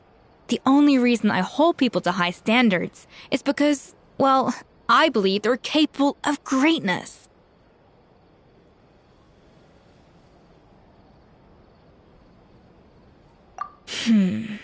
Okay, I've made up my mind. I'm gonna get to the bottom of why Savannah failed. And come tomorrow, I'll give her the scolding of her life, pointing out all the mistakes she's made along the way. Then she'll finally see the error of her ways.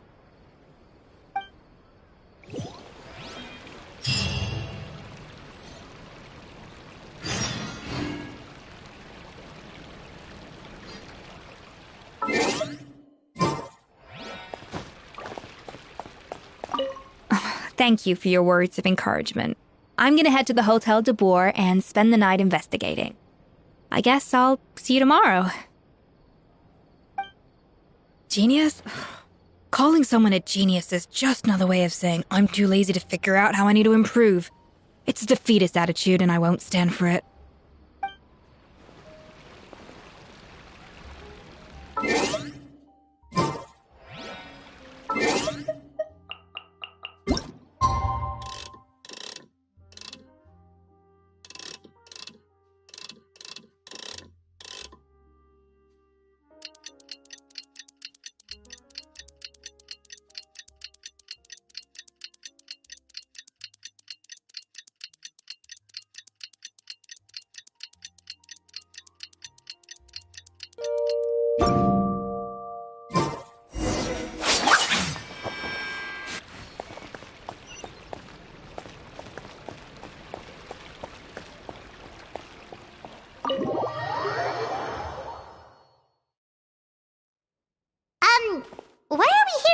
early. Our meeting with Vanny Gem isn't for a while.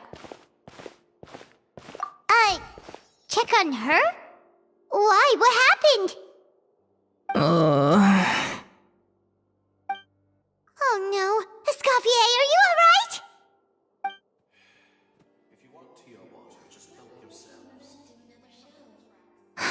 I'm fine. Just need to get some more coffee in me. Huh? What happened to my coffee? Did I really drink it all? Alright. Thanks. I appreciate it. Well, there's cooking facilities here. Or we could just grab a cup of coffee from Cafe Lutece, but either way, hurry! If you want tea or water, just help yourselves. Coffee. Need coffee.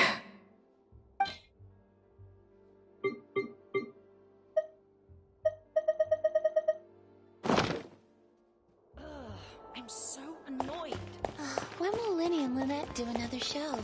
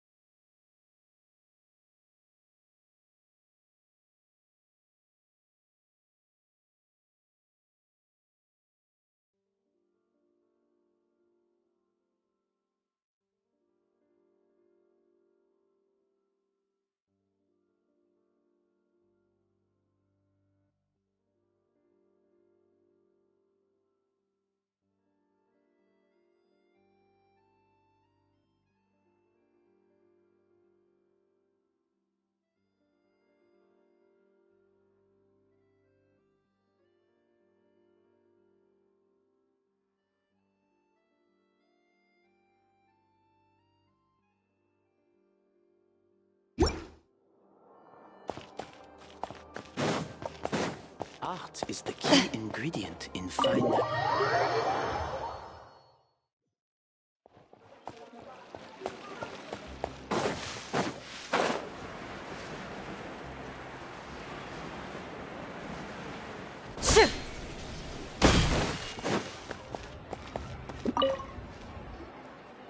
Hello! What can I get for you?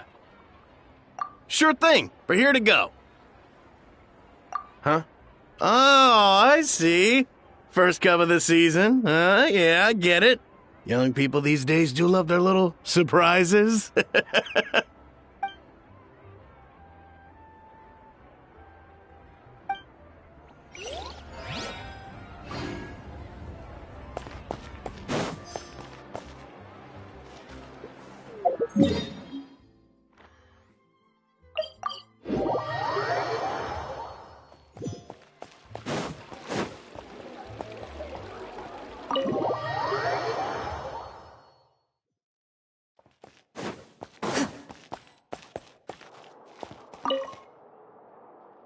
Coffee.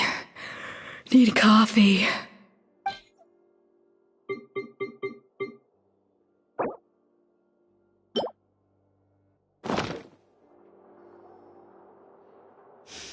Oh, I smell coffee. I feel much better now. Thank you so much, Traveler and Paimon. Glad to hear it, but make sure to catch up on your sleep when you get the chance. I think I figured out where the problem lies. Honestly, it's ridiculous. I don't know whether to laugh or cry. Wait, what investigation? What are you guys talking about? I'll save it for when everyone else gets here. It's so stupidly small, I can't believe it's caused so much drama. Yes, except my failures were stepping stones to success. Escoffier! Have you seen Savannah? Huh? No, not since yesterday. Why? What's wrong? After seeing her home yesterday, we were all a little concerned about how she was doing. So, I dropped by her place early this morning to check on her. Only to find an empty house with the doors wide open. I left Alphonse and the others to keep watch at her home, while I checked the Hotel de Bord. I'm worried something bad might have happened. If she's not here, then where could she be? Boss, Escoffier! Bad news! Alphonse? You're supposed to be keeping watch at Savannah's house. We were, but then, just after you left, we found this stuff in her house. Oh, looks like a map with a bunch of random places circled. What does it mean? Wait a second. This feels familiar. I'm sure these places are all connected somehow. Of course! From the Codex! They're all places that Modeste explored on his adventures. Yeah, but I don't understand. The adventure logs in the Codex are too fragmented to be of any use. How come this map shows all the missing details? The Codex de Bord? Then, this place marked in red out at sea. Could that be the fabled birthplace of Gâteau de Bord? Seriously? So now she set her sights on finding the original recipe and beating Escoffier that way? Geez, Savannah. Anything to overcome a gâteau plateau, huh? Ugh, idiot! Does she have a death wish? Those ruins are thousands of years old. Hold on. There's more. Besides the map, we also found these letters.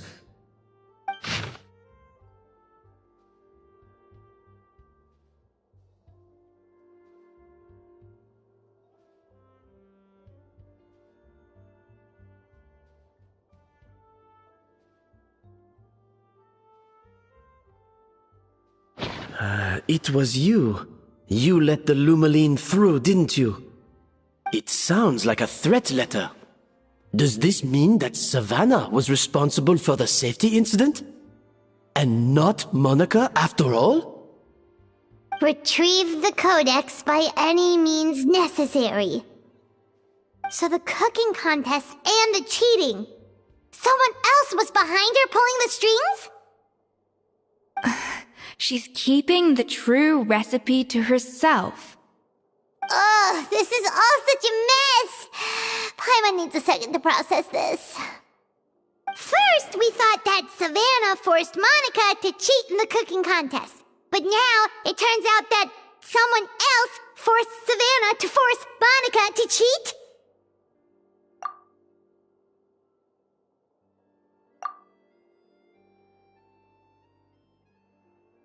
You're finally here. Of course. I should have put two and two together as soon as I read your threat letter. The food safety incident, the demand for a cooking contest, the instruction to blackmail Monica. Even the suggestion that Escoffier was keeping secrets from me. It was all part of your grand plan, wasn't it, Monica?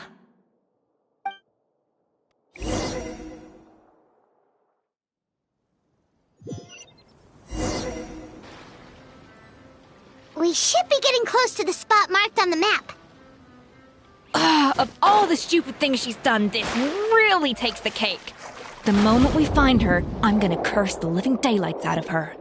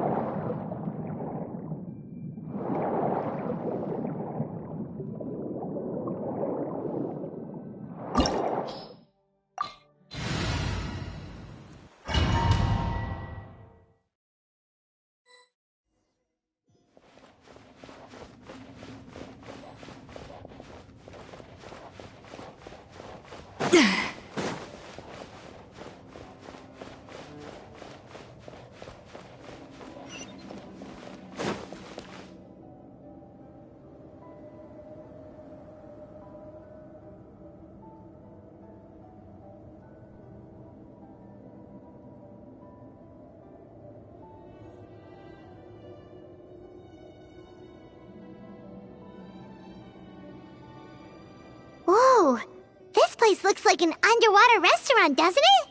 Suddenly, the idea of an adventure chef finding secret ingredients makes a whole lot more sense. I think Modest's codex mentioned this place. A public bath from the time of Remoria. So yeah, definitely the kind of place that would have served food and drinks. Huh? Some blubber beasts have come to join the party? How did they get here?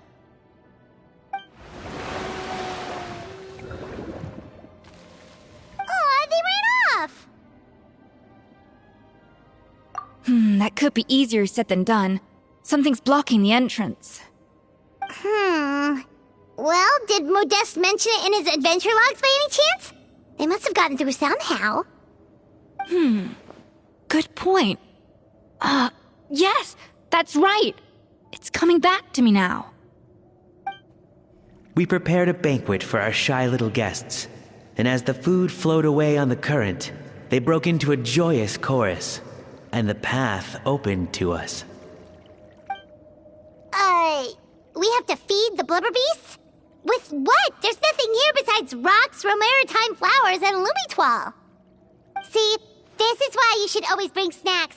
You never know when you're gonna need them. Now we have to head all the way back to shore and grab some. There is no time for that. Romaritime flowers and lumitoile will have to do. They may not look appetizing to us, but who knows? They could be blubber beast delicacies. Wait, we're seriously gonna try this?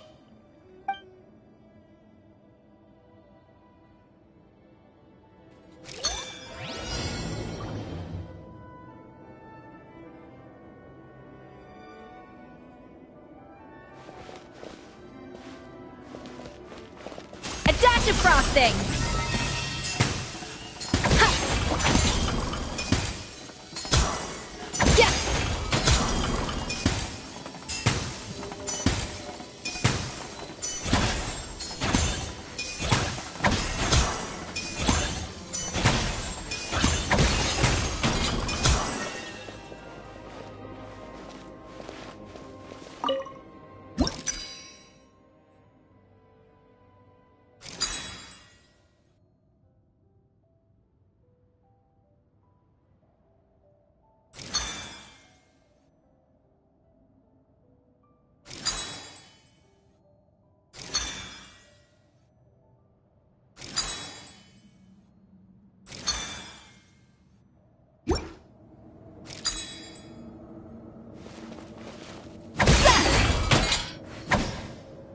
To the freezer!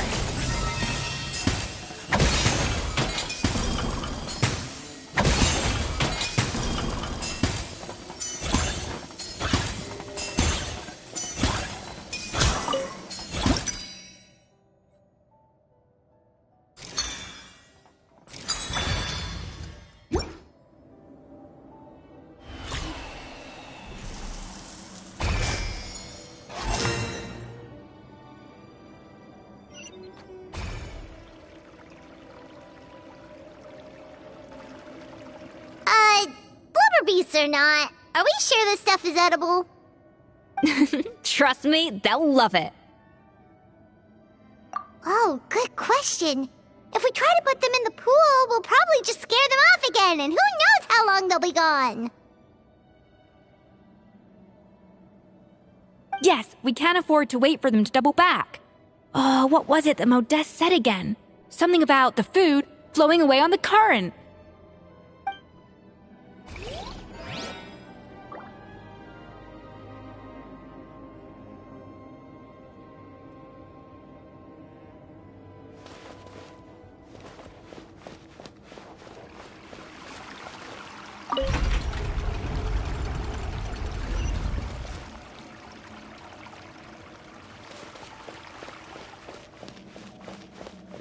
The tracks turned back again. Oh, so annoying.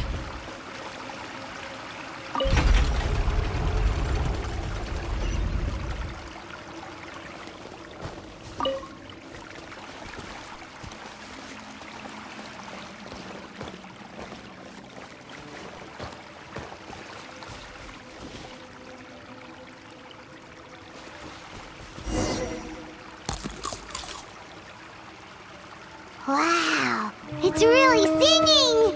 It must taste better than Paimon thought!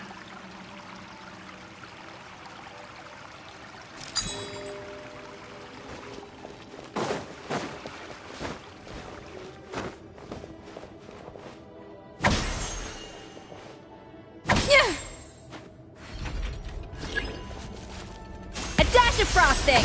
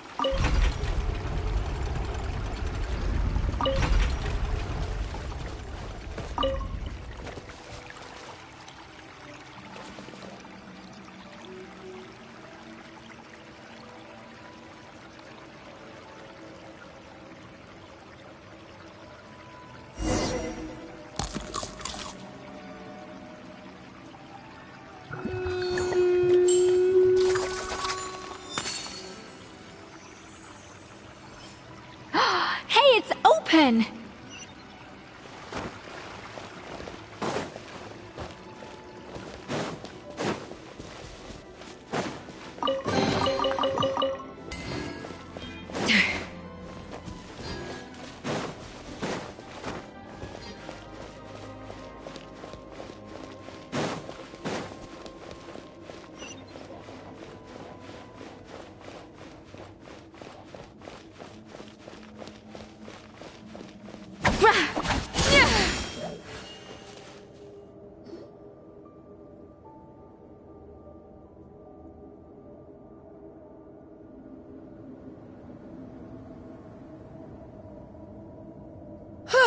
Hey, give me your water.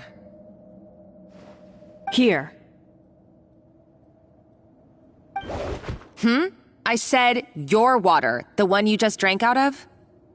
Sure.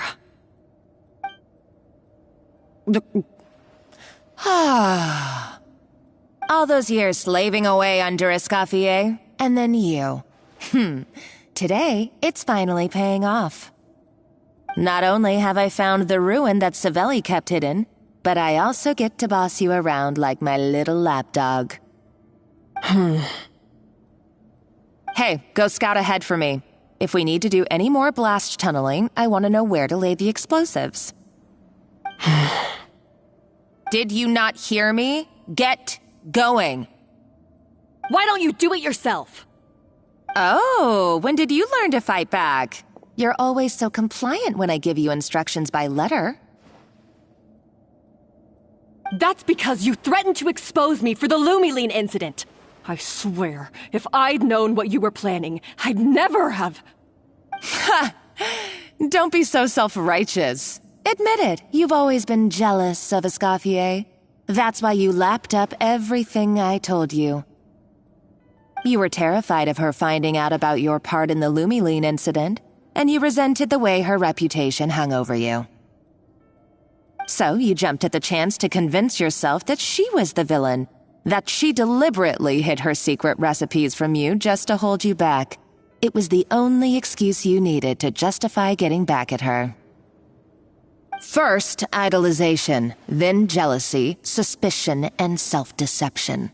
That's what this comes down to. It was the same story with Savelli and my ancestor. He offered Modeste his friendship only to murder him out of vanity. He promised to explore the world with him, only to later destroy all records of their adventures. It's a miracle I even found this place. You have no idea the countless hours I spent piecing it all together. So you see, you're no better than Savelli. If you can't beat him, betray him, right? I am no Savelli, nor will I ever be. Oh, put a lid on it. You really think you can absolve yourself of your vindictive and jealous behavior now? Just because you finally realize that Escoffier never kept any secrets from you? You didn't show any remorse when she left, or in the cooking contest. Why start now? You have no right to redemption. You're right. I don't deserve her forgiveness. But I am done being bullied into submission by you! Ooh, feisty. But you should watch your tone. Talking to me like that could get you in big trouble. I somehow doubt that, since I poisoned both our water bottles. What? Ever since I learned the truth, I've been biding my time, waiting for this moment. You've played me like a fiddle for so long, and now this is payback! But you drank it too! It's what we both deserve. This is the price we must pay for betraying Escoffier. You'll die here with me, Monica! You.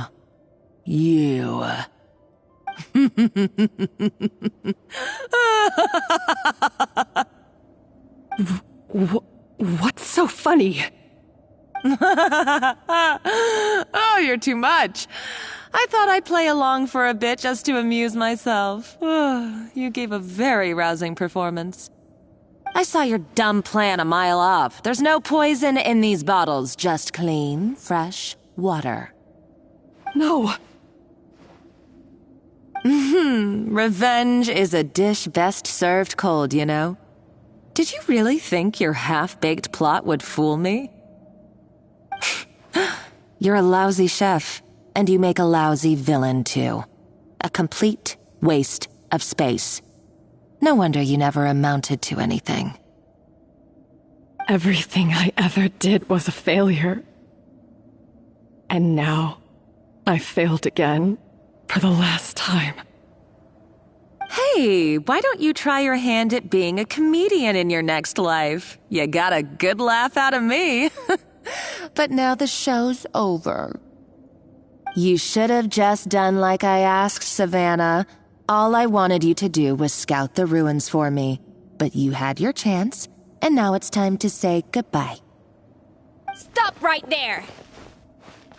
Let her go, Monica! We've got you surrounded!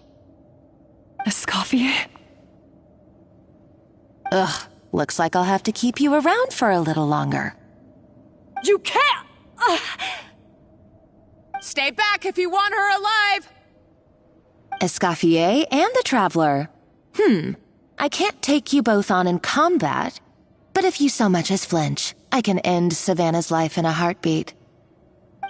Monica, what are you hoping to achieve by this? You're about to commit murder, and for what? A recipe? A recipe? You chefs are all blinded by your myopic focus on kitchen affairs. Well, some of us actually have bigger fish to fry. Modeste had a secret. The truth behind his so-called genius, the je ne sais quoi factor in his Gâteau de Bourg, and it's right here in these ruins. Are you serious? You're here because of a Gâteau de Bourg obsession? You've gone completely mad! I couldn't care less about the cake itself. No, the real treasure is the secret ingredient that Modeste sourced from these ruins. He and Savelli were fools. A priceless treasure of Remoria in the palms of their hands, and they thought, ooh, this would go great in our cake mix. We're talking about a powerful stimulant that also sharpens the senses. That's no cooking ingredient. It's a groundbreaking drug. That's right. I've done my research. It was a drug that Remoria developed for their war machine. I could make a killing by selling it to the treasure hoarders or the Fatui. Will you listen to yourself? You're completely delusional. My eyes are wide open. Just wait till I get my hands on this treasure. You'll see what a fool you've been.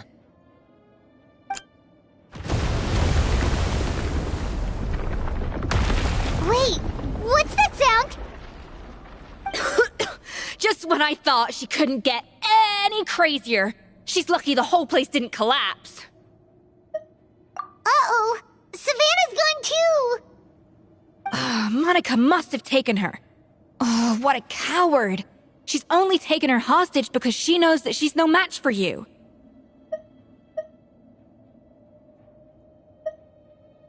That's true. Even if she finds the treasure, she'll need Savannah alive if she wants to get out of here in one piece.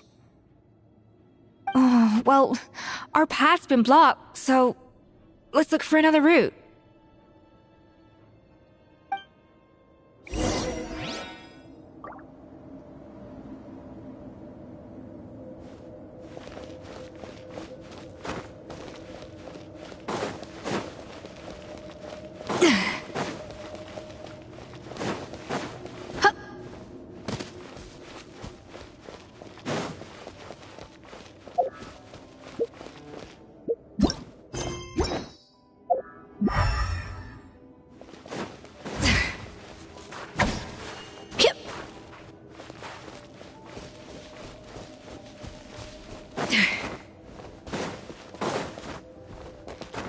The water looks pretty deep here. Maybe it leads somewhere.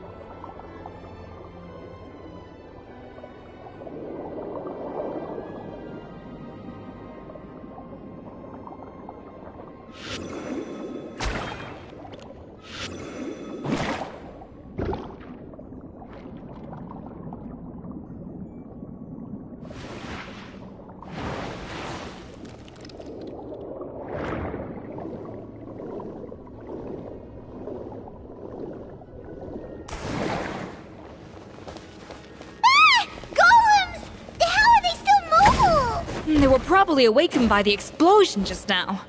Alright, Knife Skills 101. Time for some rough chopping.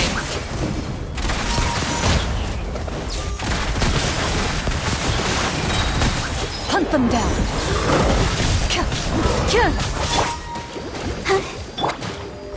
Yeah, up to the freezer.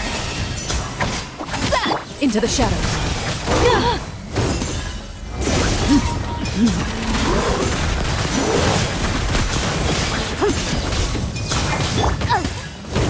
Time for your arraignment!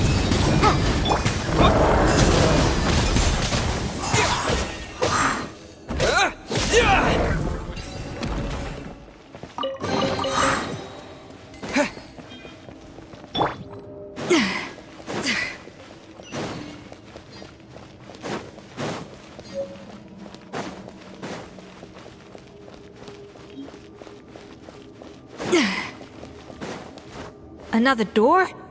Guess we need to prepare another feast for our guests.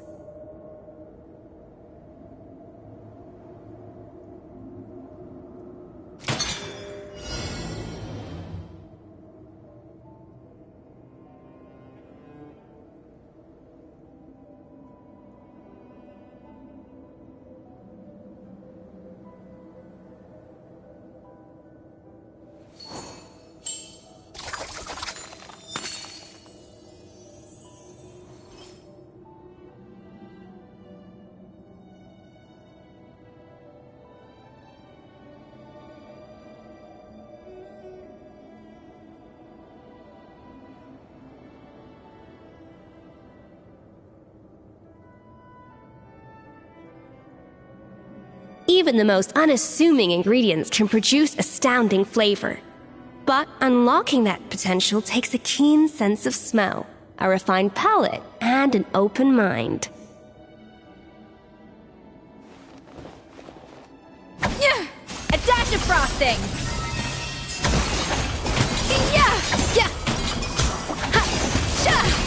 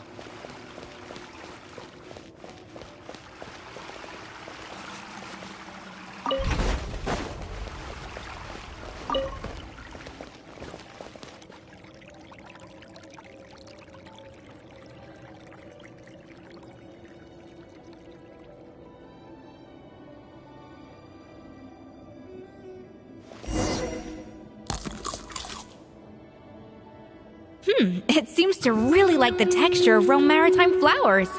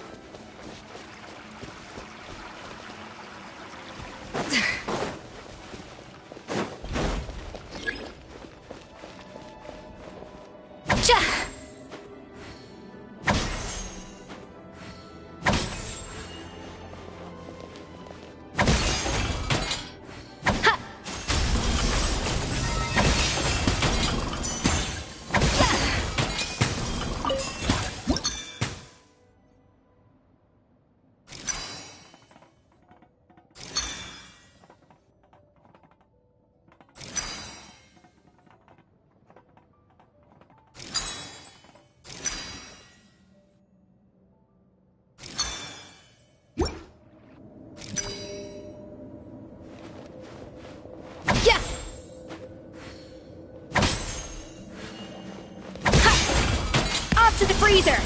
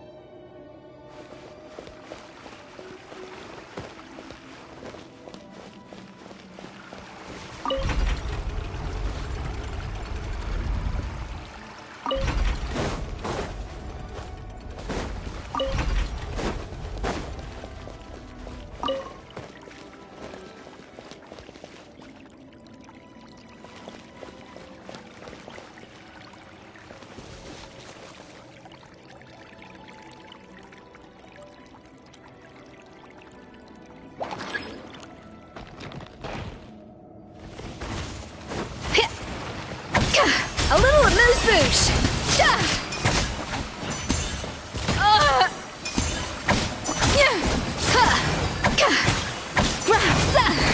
Time to testify.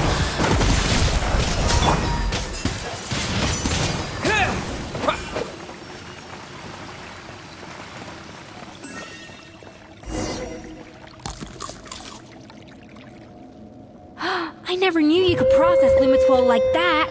Alright, I've got to jot this down. Lumitwalls and maritime flowers. This could open the door to a whole new world. Yep, that's literally the plan.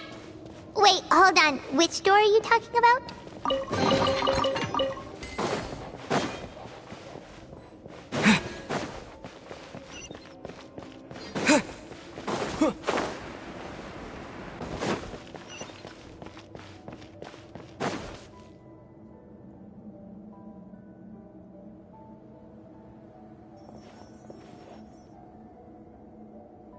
That's strange. These don't look Grimoirian to me. More like last century Fontaine.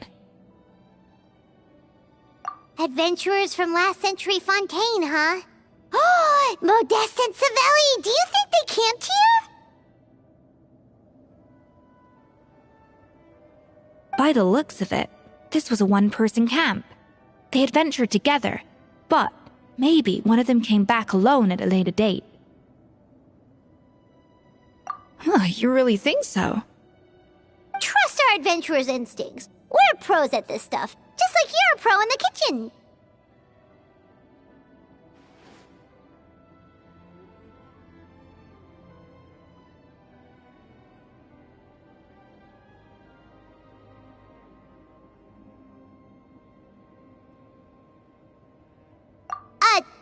Okay, well, the Traveler has more adventuring experience overall, but Paimon's definitely a pro rummager from all those treasure chests. Darn it! Paimon was just about to show off her rummaging skills! Huh, no kidding. Are all adventurers so obsessed with journaling? I mean, I guess I take a lot of notes when I'm cooking as well, but I thought that was just me. Anyway, let's find out who was here. It's been years since I've last visited these ruins.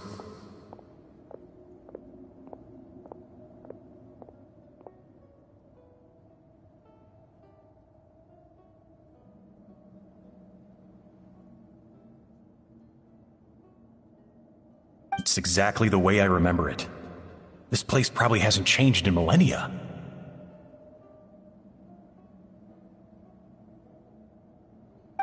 Sadly, up above, on dry land, everything has changed. The treasure of Grimoire. That's what we used to call it. Modeste was right about its potential. It turned Gateau de Bourg into a national sensation. Our limited stock of the substance meant that the Gateau could only be produced on a small scale, but this only drove up the popularity all the more. Modeste was right about that too. He predicted all of it. He was praised as a genius, while I, as the one person who'd ever disagreed with him, was labeled a talentless fool. Modeste tried his best to console me, but I knew better than anyone just how great the gulf was between us. Our conversations grew scarce, and we saw less and less of each other. I didn't fight it. He had new friends and a career of his own. Why invite further disdain by inserting myself where I did not belong? I told myself that maybe one day, when I finally created a masterpiece of my own, I'd be able to face him without shame. Or maybe one day, when I've put these feelings of self-loathing behind me, I'd be able to ask him with a smile on my face, how about we go on one more adventure, for old time's sake? Unfortunately, that day will never come. So it was Savelli. From the sounds of it, he came back after Modeste had already died. I always thought it was just a legend. But if it's true, then this must be the place where they found their secret ingredient, the birthplace of Gateau de Bourg. In that case, what does that say about the death of Modeste? If it's all true, maybe Savelli really did have something to do with it. The taste of Gateau de Bourg has changed. Modeste was convinced of this, even though everyone swore they couldn't tell. Being the perfectionist that he was, he refused to accept even the slightest flaw in his work. He stopped all sales of the product, locked himself away in the kitchen, and worked day and night, vowing to find out where he had gone wrong. But as he baked and taste tested over and over again, he found he only strayed further and further from the original taste. It was only when he was sipping on coffee one day and realized he could not taste the bitterness that the truth finally dawned on him. What had changed was not the Gateau, but his sense of taste. The treasure of Grimoire stimulates the senses, taste included, and invigorates the spirit. In the short term, it offers people the ultimate gourmet experience, but in the long term, it dulls their senses entirely. In hindsight, it made perfect sense. After all, why would a culture that sought liberation from the constraints of their bodies care for the loss of their senses? But we realized it too late. We were just too late. Over the course of his many culinary experiments, Modeste exhausted the remaining supply of the treasure of Remoria. He consumed it all himself. The finest culinary talent of his generation now faced a future in which he would never be able to taste anything ever again. Finally, in despair, he took his own life.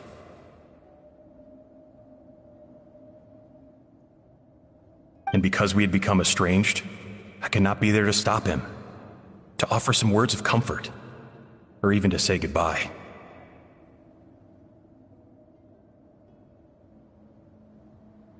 Yet despite everything, he sent me his final letter.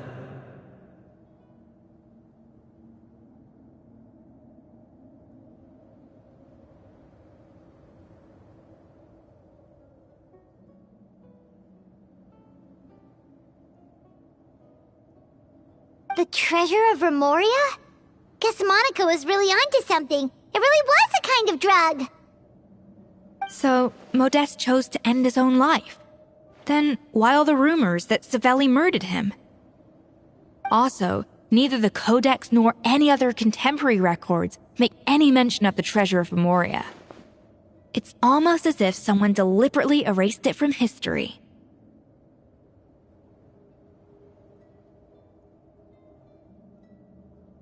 Modeste told me everything in his final letter.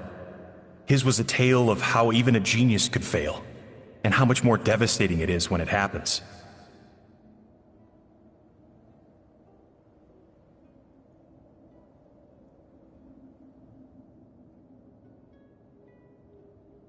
Did he hope I would gain some personal catharsis from knowing the truth? Or maybe he wished for me to warn the public about the dangers of Gâteau de Bourg, proving that I had been right all along.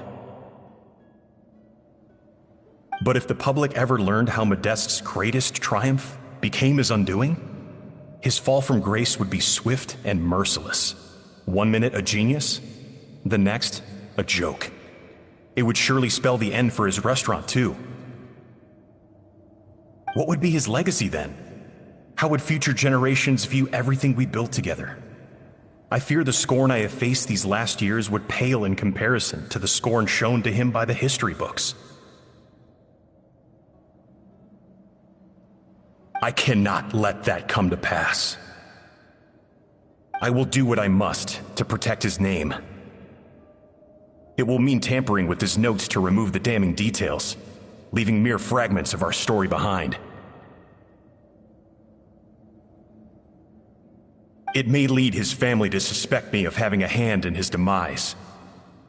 But if that's the price of destroying all evidence of my crimes, then so be it.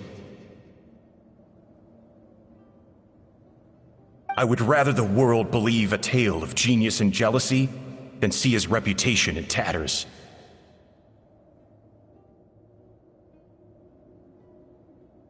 The final loose end is the evidence here, at the bottom of the sea. Huh? What's wrong? Didn't we say Savannah should be safe for now? So we thought, but if Monica finds out what happened to the treasure, there's no telling what she might do.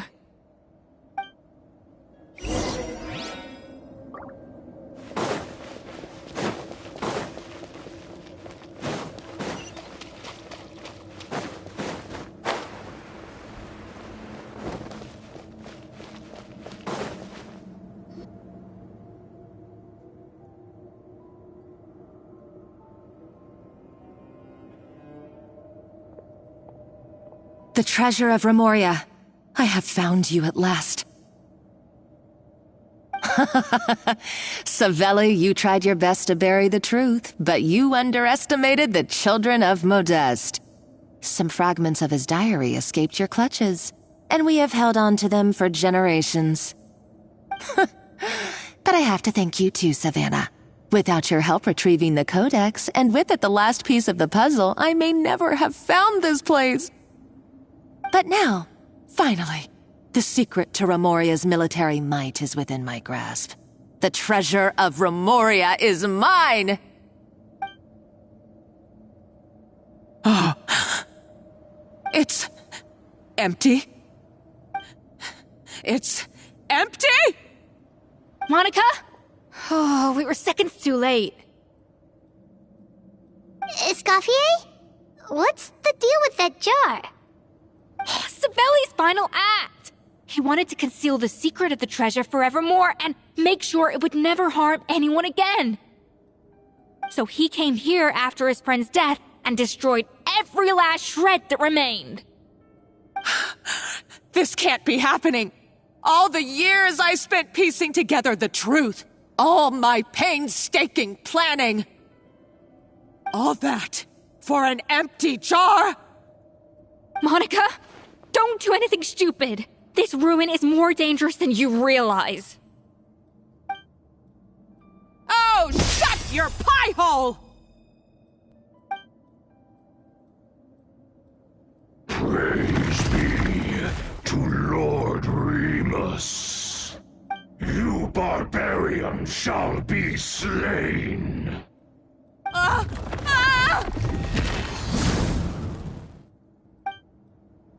She's a nutcase! A liability to herself and everyone else! Well, now it's up to us to clean up the mess she's made. Take these golems out!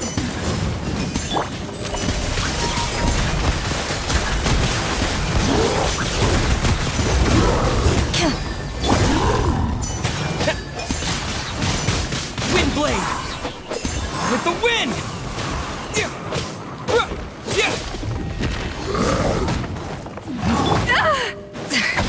A little amiss. Let's dance. Loaded. Yeah.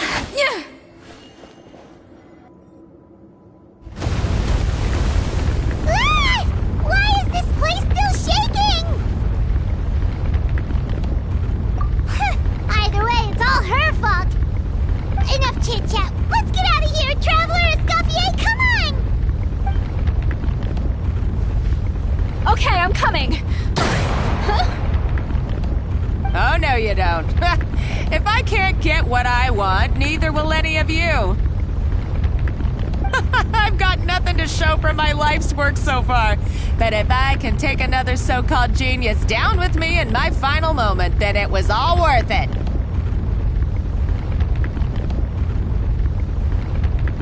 You're a psycho!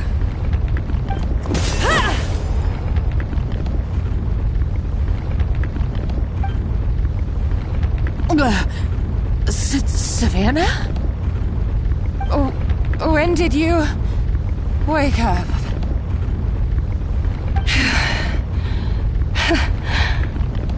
I may be a lousy chef, but it looks like I'm not a complete waste of space. Traveler? Okay, let's go!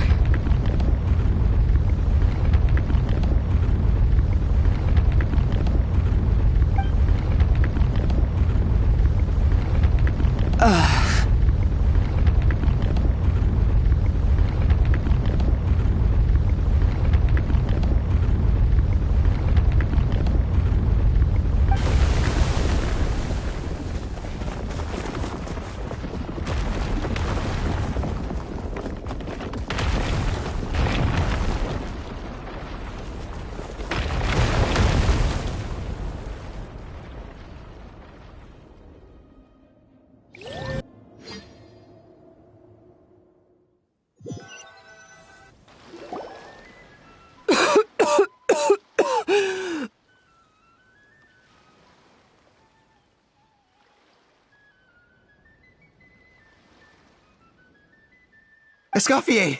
Savannah! Traveler! And Paimon! Venejem! What are you all doing here?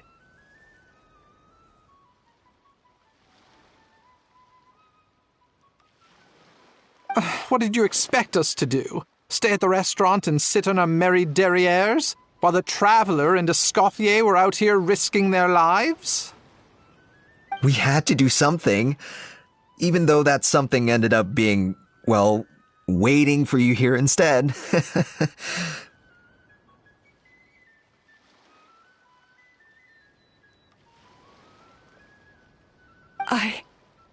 I don't deserve any of you. And I certainly don't deserve to be your head chef. It was my fault Escoffier had to leave. Then I couldn't live up to her standards. I acted like a tyrant in the kitchen. And now I almost got myself killed. Come back, Escoffier. Come and be our head chef again. I'll never be able to replace you.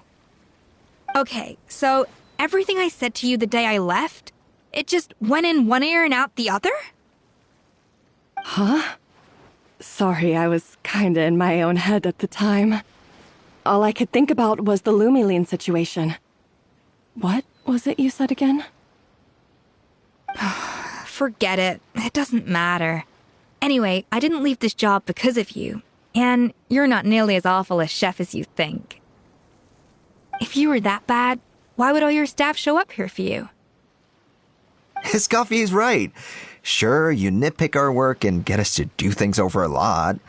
But when it comes down to it, you're the one who's always doing whatever it takes to make sure the customers get served on time, every time.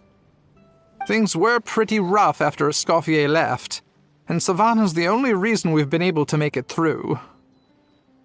Our customers know that Escoffier doesn't work for us anymore.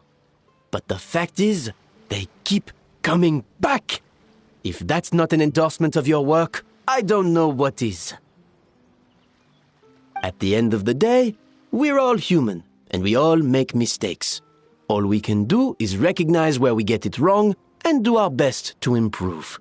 That's all that's humanly possible.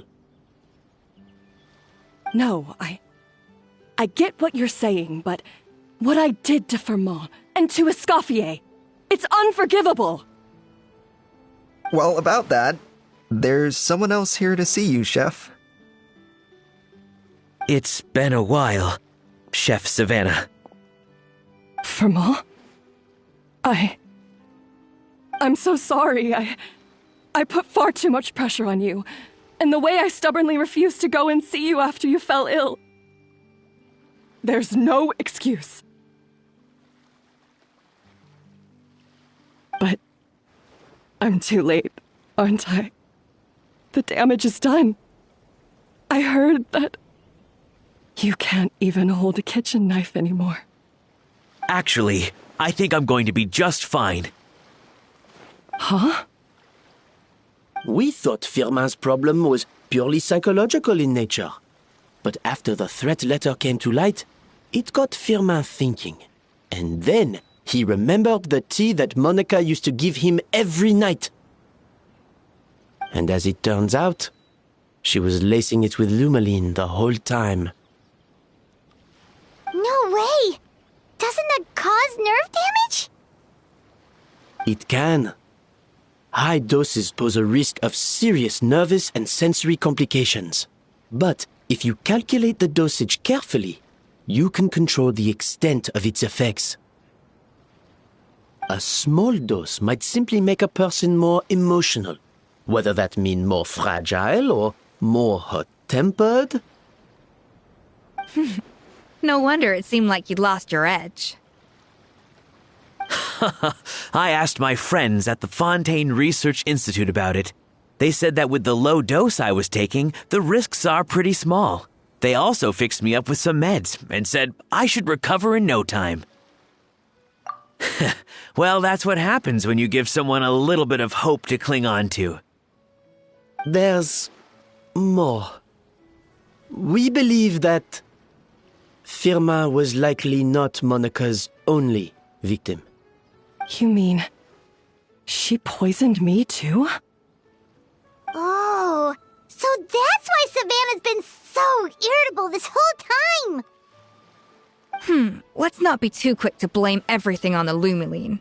That stuff can only amplify what's already there.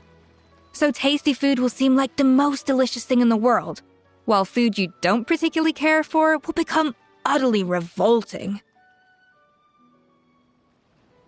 So you better make sure you reflect on your behavior and apologize to every single person you've wronged.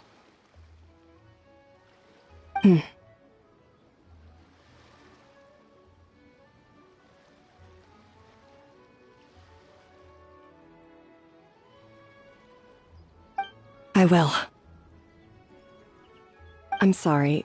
There's still one question that's really bugging me. Why is it that no matter what I do, my Gâteau de Bourg never tastes the same as yours? Is it just... is it because you're a genius and I'm not? It's because the heating element in your oven is broken, you silly goose. What? Huh? I felt like something was off during the cooking contest. Once I got around to checking all the equipment, I noticed it right away. There was a half-degree discrepancy between the temperature setting and the actual temperature. All the ovens in the whole kitchen had the same problem, which confused me at the time, but by this point, it's pretty obvious that Monica must have tampered with them. I would have figured it out the day of the bake-off, since the issue affected both our teams. But of course, Monica sabotaged mine so that could never happen. No. I spent so long trying to find out where I was going wrong, and then you pinpoint the problem in just one night? It all comes back to one simple, undeniable truth. You're a genius, and I'm just plain old Savannah. Oh, cut it out! Stop the woe is me act for a second and just think. I came up with this recipe. You don't think that might have something to do with it? Do you know how long I spent perfecting my Gâteau de Bourg? 3 years! 3 whole years! I know this dish inside out, back to front and upside down. And you've been head chef now for what, 6 months? If that? A couple hundred failed attempts, and you're gonna throw in the kitchen towel and declare you'll never be successful because you're not a genius. You clearly have no idea how many kitchen failures I've had under my belt, or just how long it took me to finally get my recipe to a level I was satisfied with. Genius or not, everyone makes mistakes. Modeste did, Savelli did, everyone does. You're only a lousy chef if you don't face up to your mistakes, learn from them, and then keep chipping away until you crack the problem once and for all. Surely you haven't forgotten all that. You were no lousy chef back when I handed you the reins. I haven't forgotten, and I'll make sure I never do.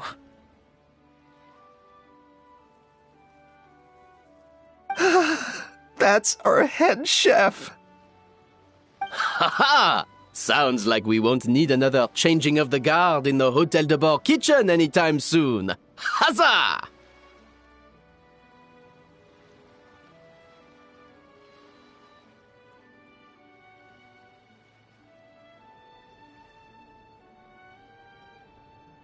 Aw, what a perfect ending to a crazy journey. Look how happy everyone is.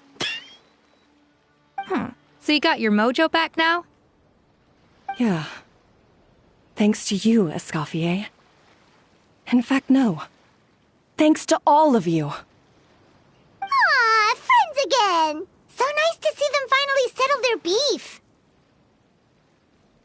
Good. So now that's out of the way. It's time for payback.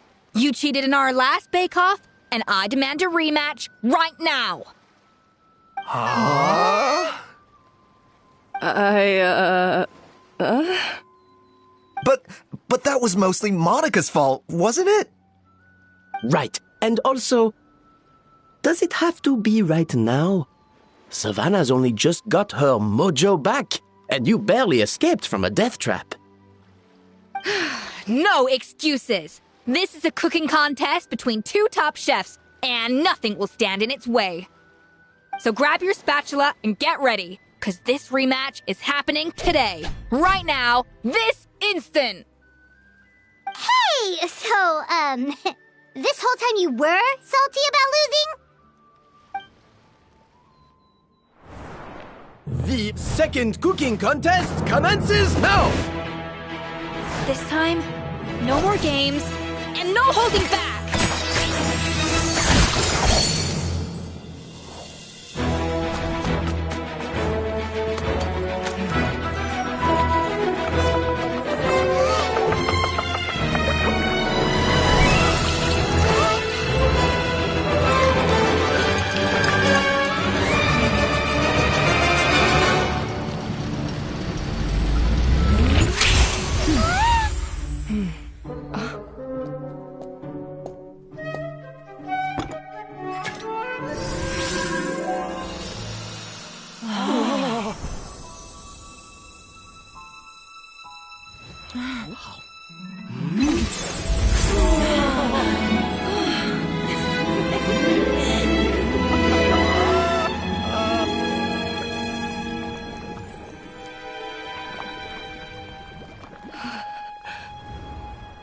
I feel like I don't have the right to be here. Hey, what are you so afraid of? You can't unbake it now. And if you don't serve it, then good or bad, you'll never find out how to improve. If you're too scared to fail, you'll never know what real success tastes like. So? Embrace your failure. Taste it. Digest it. That's the way to success. I don't know. Sounds like it's easier said than done. I'll do it.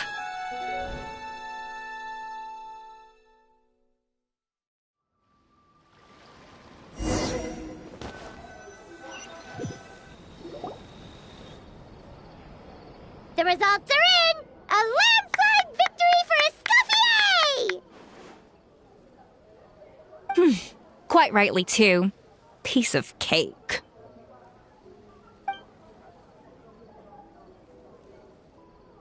Oh yeah, look at that! Savannah looks pretty chipper too, considering she lost.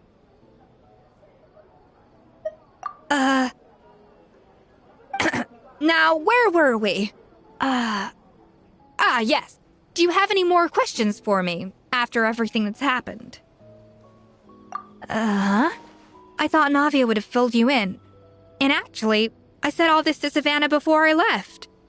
Although, as we saw, I don't think any of it sank in. I had two reasons for leaving. One was the food safety incident, of course, but the other was that the Hotel de Boer had reached a point where it didn't need me anymore. So I decided to step down and look for new opportunities to improve myself. Improve how? Well, a while back, I got to know a fellow chef from Liyue, and in her, I saw so many new possibilities. She has that same adventurous spirit that Modeste and Sibeli had in their youth. Slime mucus, lizard tails. With her, nothing's off the table. There's a whole world of new flavors out there waiting to be explored, hiding away in ingredients we overlook. Case in point, remember those Romaritime flowers down in the ruins? I used them in the cooking contest just now. Did you taste the difference? What? Paimon didn't notice at all. Half of the art of cooking is dissecting the recipes of previous chefs and figuring out the exact constellation of elements that gave their work its signature taste. And the other half, it lies in freeing yourself from the confines of the kitchen. You've got to go out and explore the endless possibilities out there. Uh-oh. Paimon's suddenly not sure she wants to try your cooking anymore. Don't worry, it's not going to be a free-for-all like in Modeste's time. Before I put anything into my food, I'll obviously do my research, make sure it doesn't contain any harmful substances. In the meantime, take this. It's a recipe for Petit Gâteau de Boer revised version. I tweaked it to suit your needs as busy adventurers. Hope you enjoy, and remember, feedback is always welcome. All right! So, do you ever see yourself returning to Hotel de Boer? Oh, of course. I've already promised Vanish M that I'll come back every once in a while to make sure the quality of the food remains at an acceptable level. You know, Paimon's still a little disappointed that we never got to see the treasure of Remoria. Surely Monica wouldn't have gotten drawn in so deeply if it wasn't for all the mystery surrounding the original Gâteau de Boer. She practically dedicated her life to finding the lost pieces of Modeste's diary. Then went to all that trouble to infiltrate the Hotel de Boer. And in the end, it was all for nothing.